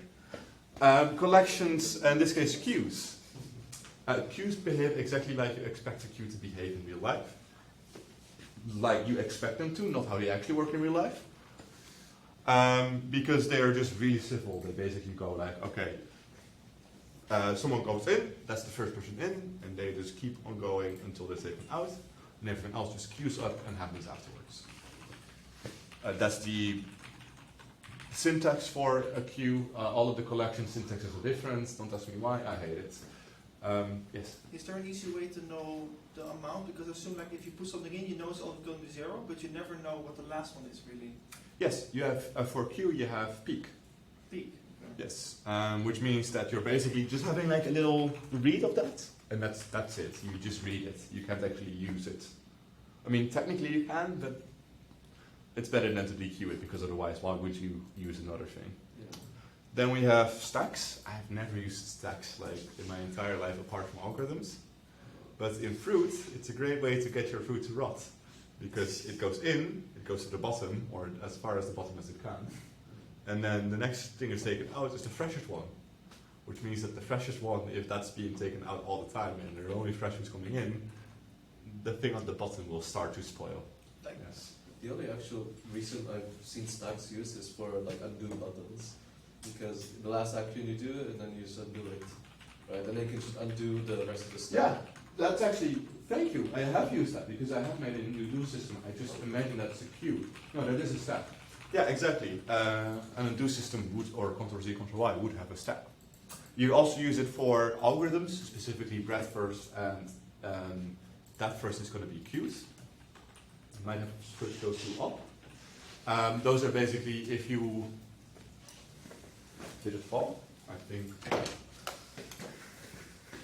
We already have a graph, wonderful. That first is basically going It tries to go as deep as possible. Breadth first is going solve this first, then solve this first. Is that done? Okay, let's go solve all of these, then these. The way that you traverse one of those things happens when you're getting a good tutorial about the algorithm. You'll have a visualization, and you'll hear breadth first, depth first, and then you know, oh, that's a queue, that's a stack. Queues are slightly more useful than stacks, in my opinion. Again, my opinion. I'm not the programmer scientist of all time. I just make things in other programs quickly with code. Stacks, again, rotten fruit generator, because everything falls up to the bottom and starts rotting. And then dictionary, I'm a dictionary addict. Because dictionaries, you can specify any type, and that maps to any other type. It has quick lookup as well, because it's using hash tables, which I won't go into the math of that. But basically that means that if I say C, it knows immediately which pages C are, and it doesn't have to go through A, B, C, D, E, F, E. It just knows that's C, and I can go there. So if you're having, for example, a tile-based game, you can have really quick lookup. Even if it's millions of tiles, you can have really quick lookup if you just say coordinate 1, 3. You can get all the information from that, what volume it is, what score it is, how much fruit it gives. It's nice. In this case, I already set Malus as the scientific name, Pyrus as the scientific name of pear. And right now I'm not replacing it. If I know the scientific name because I'm a nerd, I can get all the information about a pear. And the same goes for any other thing that I know the scientific name of. Alright, that's basically my tirade at the end of this class, because I knew that I was not going to be able to keep up with that after hours, and my brain is already gone. Oh, right. On a thing, when to choose what. Dictionaries are super quick lookup. Queue and stack are for when order matters. Again, algorithms. Array, less memory compared to lists, and lists are just way easier to use than arrays, because arrays are very strict. That's it. Any of this you still have questions about that you want answered right now, right here? Can you repeat what you said about the arrays and lists? Because I didn't quite hear that. No, that's fair. Arrays use less memory compared to lists when used right. Again, always use right. And lists are easier to use. So if you're starting a programmer, lists might be nicer to get acquainted with first. Are there any remaining questions first? Yeah. I remember this thing like in C# community, the vector free, right? Yeah. And I was like, the first time I saw it, I was like, isn't that basically just an array? Or do they work differently? Because like you assign like free values. So it's in a struct. You can have it as an array too. If you want to have it as an array, that's completely fair. A lot of programs have used it as an array. But it's a struct. It has an x, y, and z, so that you can actually really quickly look up the exact x, y, and z value. Otherwise, you need to know as a programmer, and you might know as a programmer, that x corresponds to 0, y corresponds to 1, and z compared like is 2, right? So that's another. So 0, 1, 2 are the IDs, and then X, Y, and Z are the like. Those are variables. The variable names. Yes. So that's how array works. Hmm? That's how array works. Like Well, array, you names and they all have specify their 0, IDs. 1, and you specify the number. And vector trees are structs, which means that they have a name for it, which is easier for people that think in names and not in numbers, right? Don't you do that in an array too? Like you give it a name, but it still has its own ID. In C++ you can, in C# if you have an array, and if it's a string, then. But then maybe I'm array is always numbered. A dictionary you can do that. Maybe I'm confusing because I also learned C++ and I know that there was a thing. Yes. Any other questions? Pressing. All right. Immediate feedback session. Hit me. What could I do better? Any side like more like a practical exercise where you get to actually use the stuff. Yes. Oh. That's like actually a lot I have to say. Yeah. Because first I thought that was like my fault because I'm just tired and I couldn't understand. But then when I asked the person next to me, it seems that like I wasn't the only one that had trouble keeping up. So the first thing is that I think that like this fruits thingy is not a bad idea, but when it's always the same example, I feel like it makes it more difficult to understand because I feel like seeing one thing in multiple contexts would make it more easily understandable than just giving the exact same context to every example that you give. So fruits, but also cars and also students. And maybe also some practical examples. So like maybe like video games or like maybe like a program that we're using. Like the Control and Z thing made me nearly instantly understand suddenly how it works because it was like a practical example that I know. So it made it like way easier to understand. Yes. So like the fruits, but also adding to that maybe like a practical examples of how it's actually used somewhere, and then maybe also like some close examples to that. Yes. Can I ask, by the way, also to the entire group, have you used the cards whatsoever on the table? The cards next to you? Well, I tried to, but I think only the one with the exercise that we did for fruits was mostly for the thing. What was it called again? I keep forgetting the name of it. The exercise with fruits? Oh, interface. Interfaces, yeah. So mostly the card with interface was Dames en heren, houdt u er rekening mee dat het gebouw om 10 uur start? Dank u. Yes. Ladies and gentlemen, if you could wait for this, because I'm... Yeah, it's done. Yes. I will add what Chris says and say more exercises will be paid. Yeah. And also maybe a small exercise after every part. So we just type along with and just practice exercises. Yes. Like I would love to play with arrays immediately, but then like now I have like a bunch of document information and I don't know how to start. So. Yeah, and do you think if you get home, well not immediately, but if you get home and you have some time, do you want to use information immediately? I don't know how. Maybe some homework would be nice. Alright, no that's fair. So yeah, because this is currently the system was that like there was like I think like almost 2 hours. So like okay, well you got 2 hours of watching slides. Now all of these, try to remember all of that and apply it to the game. There's no way. Like I don't think anyone was able to do that unless they had like the previous experience. With so understanding practical parts earlier on as well. Yes, and applying knowledge, like making sure that like every time a new thing is added, like when you're introducing a mechanic in a video game, you add a thing, and you don't tell a players instantly like, oh, this is the move, the jump, the crouch, and stuff like that. Okay, defeat the boss. You don't. You first just tell them like, okay, jump. Now try jumping. Yes, this is forward move. Try moving forward. So like, after adding each new thing, trying to get like a small maybe like a Example. small exercise, Yeah. a small example of that. I mean, you did show the code examples, but they were like the moment someone tried to process that, there was already new slides with a bunch of new information trying to be added. And well, you do give time to give, you do give us time to ask you questions. But the problem is that if you have trouble to understanding the concepts, then you cannot ask questions. Yeah,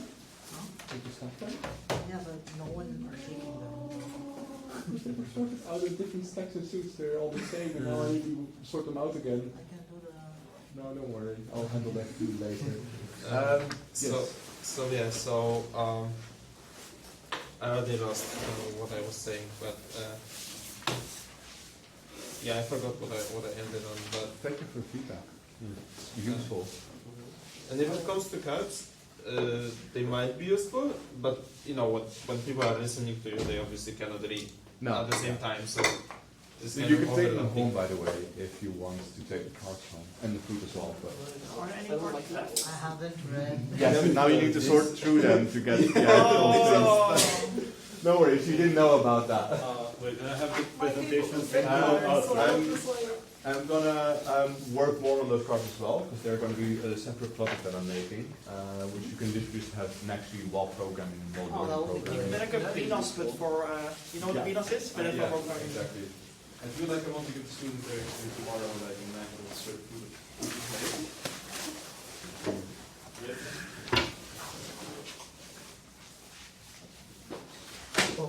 Oh, sorry. Nice. Did someone leave the... Well, thank you. If there's any more feedback, I'm also going to send a mail. If you can also send me a message on Discord, or on my way out after I've done this cleaning, you can even give it to me when I'm walking to the bike. I have the presentation. Oh, it's mine. An email or something. I will send both an email and in Discord for it. Okay, perfect.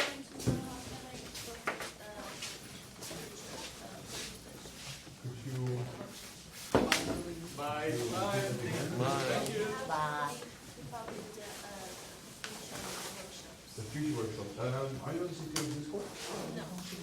Alright. Because... How did you get one is how did you get on that? Oh, that's another workshop. Alright, Yes, you right do there. have the Discord. Yeah, I do. Oh. No, are you coming? I mean, I would sending a mail afterwards. I'm sending I would love to, but I have studied this for another workshop. I would not love Is it also 3 hours? Did you idea of 2 email? I also get 3 hours for that. What is this character here? I mean, I'm going to send this is on both no, Discords. this is very unique because in the city I used to live at, there was a new manga store that launched, and there were like not a network of stores, there were like one private store. Yes. And as a promotion, you could win yes, have a great evening. these Thank you stickers, for being here so long. and if you collected all of them, you could get I think a free manga or like no, I think free souvenirs or something like that. Suddenly, I was already